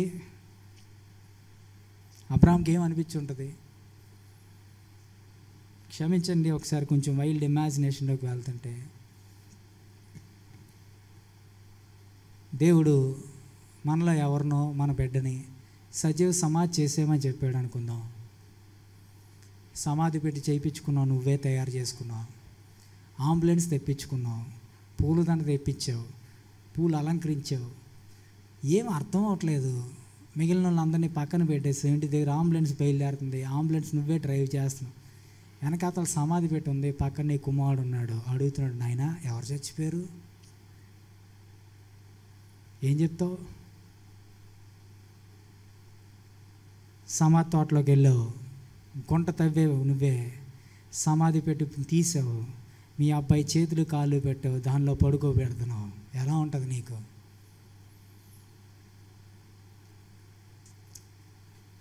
యూదులు బలి అర్పించేటప్పుడు చాలా చాకచక్యంగా అర్పిస్తారు. It happens in micro seconds. ఒక్కసారి కత్తెత్తి ఒక పోటు పొడిస్తే నొప్పి తెలియకుండా ప్రాణి చచ్చిపోద్ది. They are experienced butchers. వాళ్ళు కొన్ని వేల బలు అర్పించి ఉంటారు కాబట్టి ఆ బలి అర్పించే పశువుకు నొప్పి తెలియకుండా ఒకే ఒక దెబ్బ ఫినిష్ అయిపోద్ది. 10వ వచనం, అప్పుడు అబ్రహాము తన కుమారుని వధించుటకు తన చెయ్యి చాపి కత్తి పట్టుకొనగా. నాకు అర్థమవుతుంది ఈ డివోషన్ ఏంటో. అబ్రహాముని చాలా తప్పుగా అర్థం చేసుకొని అబ్రహాముని పిచ్చోడు అని రాశారు చాలామంది పుస్తకాలు, సైకాలజిస్టులు. దేవుడు దేవుడు దేవుడు అనుకుంటే ఇమాజినేషన్ ప్రపంచంలో పిచ్చోడు అయిపోయి దేవుని ఊహించుకొని ఎలా చేశారంటున్నాను. He was in his senses. అబ్రహాంకి తెలుసు ఏం చేస్తున్నాడు, ప్రతిదీ తెలుసు అబ్రహాంకి. అబ్రాహాము ఇస్సాకుతో అంటూ ఉన్నాడు, నా కుమారుడా, చూడండి, నా కుమారుడా, దేవుడే దహన బలికి గొర్రె పిల్లను చూచుకొనని చెప్పాను. హి వాజ్ సో డివోటెడ్.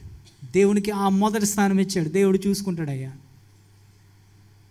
ఏం చేయమంటున్నాడు నాకు తెలీదు, నువ్వు అడిగే ప్రశ్నలు నాకు జవాబు లేవు, బెటర్ బీ సైలెంట్.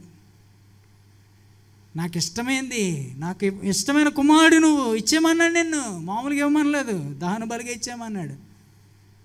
కూర్చోబెట్టి కట్టేస్తుంటే, కాళ్ళు కట్టేస్తుంటే, where is God when it hurts? ఆ గుండె పగిలిపోయే స్థలంలో దేవుడు ఎక్కడున్నాడు కొన్నిసార్లు మనకు అర్థం అవుతుంది. ఆయన సేవించడం అంటే ఏంటో. ది బెస్ట్ ఇవ్వడం అంటే చాలాసార్లు నీ ఇష్టాన్ని పూర్తిగా తీసి పక్కన పెట్టేయాలి, నీ ప్రేమని, నీ హృదయాన్ని తీసి పక్కన పెట్టేయాలి. అబ్రహాము కత్తిని ఎత్తినప్పుడు యెహోవా దూత పరలోకం నుండి అబ్రహామా అబ్రహామా అని అతన్ని పిలిచాను. అప్పుడు అందుకు అతడు చిత్తము ప్రభువా అనెను, ఈ చిన్నవాని మీద చెయ్యి వేయకము, అతన్ని ఏమీ చేయకము, నీకు ఒక్కడై ఉన్న నీ కుమారుని నీకు వెనుతీయలేదు గనుక నీవు దేవునికి భయపడేవాడు అని ఇందువలన నాకు కనబడుచున్నవి. దేవుడు ఆ రోజు అబ్రహాముకి ఒక గొర్రె పిల్లని ఏర్పాటు చేశాడు. కన్నులెత్తి చూసినప్పుడు ఆ పొదల్లో పొట్టేలు కనిపించింది. అబ్రహాం వెళ్ళి ఆ పొట్టేలను పట్టుకొని తన కుమారునికి మారుగా పెట్టి దహన బలిగా అర్పించాను. సరిగ్గా 1500 సంవత్సరాలు గడిచిన తర్వాత అదే మొరియా పర్వతానికి ఎదురుగుండా ఉంటుంది ఒక పర్వతం, కల్వరి పర్వతం. ఆ రోజు యేసు ప్రభు మొర్ర పెడతా ఉన్నాడు. బహుశా he is looking at the picture. ఏ పర్వతం మీద అయితే అబ్రహాము మొరపెట్టి ప్రభువా చూసుకుంటావు కదా నువ్వు అని మొరపెట్టాడు, అక్కడే ప్రార్థన చేస్తున్నాడు. తండ్రి, నీ చిత్తమైతే ఈ పాత్ర నా యొద్ద నుండి, అయినను నా ఇష్టం కాదు, నీ చిత్త ప్రకారం. That is dedication, that is devotion. Devotion అంటే నీ ఖాళీ సమయాల్లో నిద్రపట్టుగా ఏదో రేడియోలో 2 పాటలు విని లేకపోతే టీవీలో 2 వాక్యాలు వినేది కాదండి. నీకు ఇష్టమైన దేవుని చేతుల్లో పెట్టేసి, ప్రభు ఇంక నాకు ఐ హ్యావ్ నో రిజర్వేషన్స్, నాకు ఇంకేం లేవు, అన్నీ ఇచ్చాను నీకు.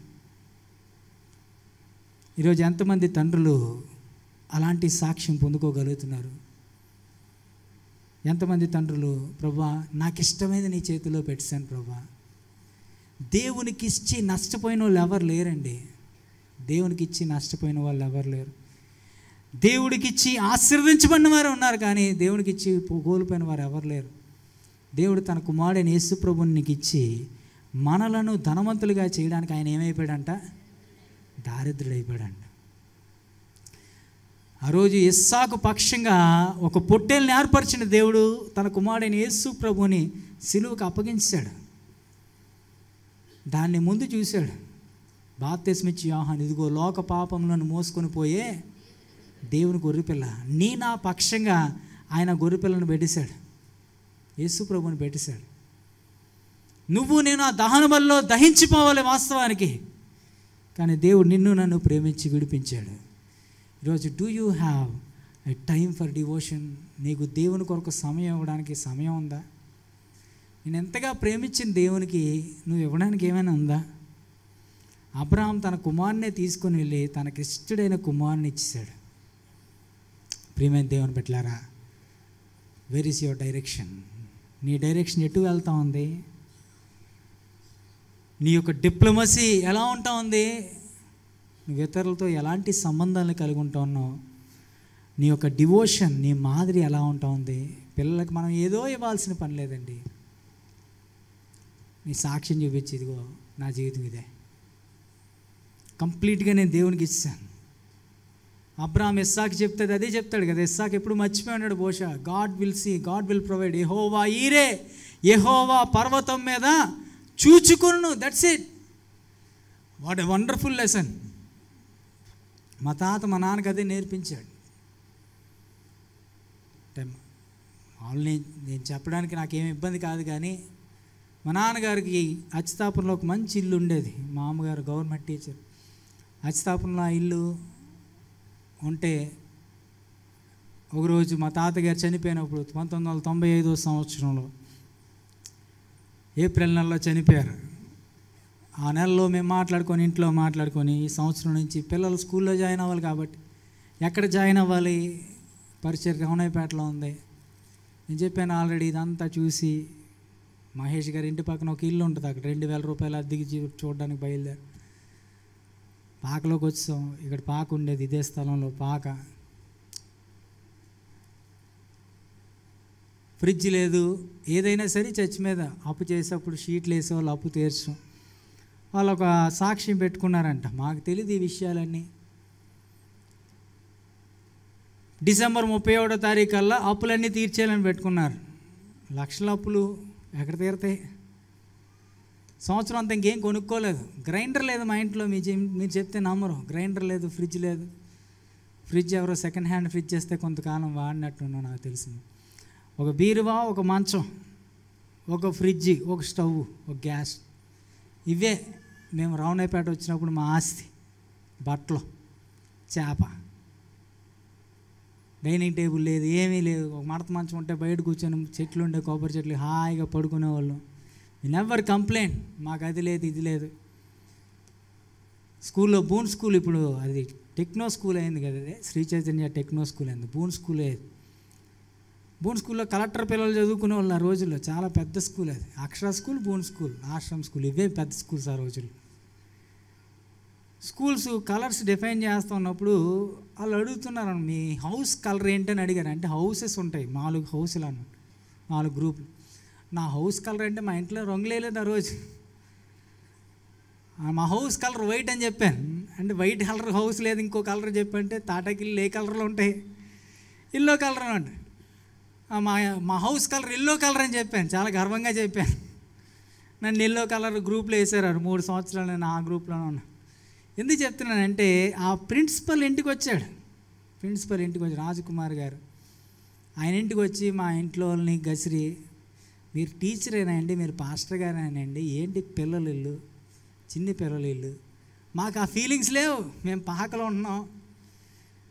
ప్రతిసారి ఆ నవంబర్లో దీపావళి వచ్చినప్పుడు మోటార్ వేసుకొని కూర్చునే వాళ్ళం అనమాట. ఎప్పుడు తాటకి కాలిపోద్దో తెలియదు, ఎప్పుడు రేకులు కాలిపోతే తెలియదు, ఎవడు ఏమేసేస్తాడో తెలియదు కదా. ఆయన తిట్టి, మీరు ఒక చిన్న ఇల్లు కట్టుకోండి, చిన్న రూమ్ వేసుకోండి, ఇలా పిల్లలు వాళ్ళు నామోషిగా ఫీల్ అవుతారు. మాకు అలాంటి ఫీలింగ్స్ ఏం లేవండి. పాకలోనే ఉన్నాం 3 సంవత్సరాలు. They gave everything. వాళ్ళకున్నదన్నీ ఇచ్చేసారు. గౌరవం కానీ, సౌఖ్యం కానీ. ఈరోజు దేవుడు మాకు ఏది కొదువు చేయలేదు. ఈరోజు నీ పిల్లలకి ఏం సాక్ష్యం ఇస్తున్నావు నువ్వు? Do you give the best to the lord? నీ బెస్ట్ టైం ఇస్తున్నావు నువ్వు? ఒక తండ్రిగా నీ యొక్క ఉన్నతమైన సమయాన్ని దేవునికి కేటాయిస్తున్నావా? నీకున్న దానిలో ది బెస్ట్ ఇవ్వడానికి ఇష్టపడుతున్నావా? తల వంచి కళ్ళు మూసుకున్నట్లయితే ప్రార్థన చేసుకుందాం. కొద్ది నిమిషాలు దేవుని తట్టు మనం తిరుగుదాం. దేవా, ఏదైనా తండ్రులుగా ఉండే గొప్ప కృపను మీరు మాకు దయచేశారు. ఒకవేళ దైవికమైన తండ్రి నీకు లేనట్లయితే ప్రార్థన చేయి. ప్రభా, నా తండ్రిని నువ్వు రక్షించు. ప్రభా, నా తండ్రికి నువ్వు మారు మనసు దయచేయి నాయన. ఒకవేళ నీకు మంచి తండ్రి ఉన్నట్లయితే దేవుని స్తుతించు. ఆయన గుణాలను బట్టి దేవుని స్తుతించు. ఆయన నీకు ఇచ్చిన దాన్ని బట్టి నువ్వు దేవుని స్తుతించు. ఒకవేళ నువ్వు ఒక మంచి తండ్రిగా ఉండాలనుకున్నట్లయితే ప్రభా, నేను సేవించడం, నీ డైరెక్షన్లో నడవడం నాకు దయచేయి తండ్రి. నేను ఇతరులతో మంచి సంబంధాలు కలిగి ఉండడానికి నాకు సహాయం చేయి ప్రభా. నా పంతాలు, నా పట్టింపులు, నా గొప్పతనాలు, నా ఆస్తిపాసులు ఇవి కాదు, కానీ నా బంధాలు, నా కుమారులు, నా భార్య, వారిని ప్రేమించడం నాకు సహాయం చేయండి తండ్రి. అన్నిటికంటే నీకు నేను మొదటి స్థానం ఇవ్వడం, మనుషుల కంటే నిన్ను ప్రేమించడం, దైవభక్తి కలిగి ఉండడం నాకు దయచేయండి అని ప్రార్థన చేసుకుందాం. నీకిష్టమైనది కావాలి దేవునికి, బలి అర్పణ కోరలేదు దేవుడు. నీకిష్టమైనది కావాలి దేవునికి, బలి అర్పణ కోరలేదు దేవుడు. బలి అర్పణ కోరలేదు దేవుడు. ప్రభు మనసు తెలుసుకో, వాక్యం వెళ్ళి చదువుకో, నీకిష్టమైనది కావాలి దేవునికి. బలి అర్పణ కోరలేదు దేవుడు, కయ్యూను అర్పణ తెచ్చాడు దేవునికి. హేబేలు అర్పణ నచ్చింది దేవునికి. కయ్యూను అర్పణ తెచ్చాడు దేవునికి. హేబేలు అర్పణ నచ్చింది దేవునికి. అర్పించు వాటి కంటే అర్పించు మనసు ముఖ్యం. అర్పించు వాటి కంటే అర్పించు మనిషి ముఖ్యం. నచ్చాలి మొదట నీవే, కావాలి మొదట నీవే. నీకిష్టమైనది కావాలి దేవునికి. బలి అర్పణ కోరలేదు దేవుడు,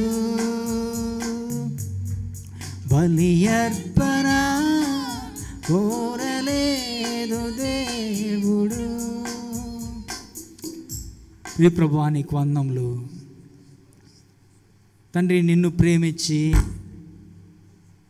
ఈ లోకంలో ప్రభువా ఒక మంచి తండ్రులుగా ఉండే శ్రేష్టమైన భాగ్యాన్ని మీరు మాకు దయచేశారు. నీకు వందనములు. పరలోకపు తండ్రిని భూలోకంలో ప్రతిబింబించే గొప్ప భాగ్యమునైనా మా తండ్రులను బట్టి నేను స్తుతిస్తా ఉన్నా తండ్రి. ఈరోజు అబ్రహాము నుంచి మాకు అనేక విషయాలు నేర్పించారు తండ్రి. మా తర్వాత తరానికి మేము ఎలా సాక్షులుగా ఉండగలమా? మా డైరెక్షన్, మా డివోషన్ ప్రభువా, మా డెడికేషన్ తండ్రి, మా యొక్క ప్రభా డిప్లొమసీ సమస్తం ప్రభా తండ్రి, నీ చుట్టూ తిరిగే కృపను భాగ్యాన్ని దయచేయండి ఆయన తండ్రి. ఈ లోకంలో ప్రభా మేమెంత కాలం బ్రతికేమన్నది కాదు, కానీ మేమెవరి కొరకు జీవించామన్నది ప్రాముఖ్యం. అబ్రహాం ప్రభా నీ కొరకు జీవించాడు, పునాదులు గల పట్టణం కొరకు ప్రభా జీవించాడు. మా పిల్లల్ని నీ కొరకు పెంచే కృపను అనుగ్రహించండి. మేము లోకంలో విడిచిపెట్టే సాక్ష్యం ప్రభా తండ్రి, మేము నిన్నెంత ప్రేమించాం అదే ప్రభా. అట్టి సాక్ష్యాన్ని మీరు మాకు దయచేయని వేడుకోవచ్చు. వెతుబడిన మాటలు మీరు దీవించి ఆశీర్వదించమని వేడుకోవచ్చు. మీకే సమస్త మహిమ ఘనత ప్రభావం చెల్లించుకోవచ్చు. యేసు నామమున అడిగి ప్రార్థించి వేడుకొంచున్నాం తండ్రి, ఆమేన్.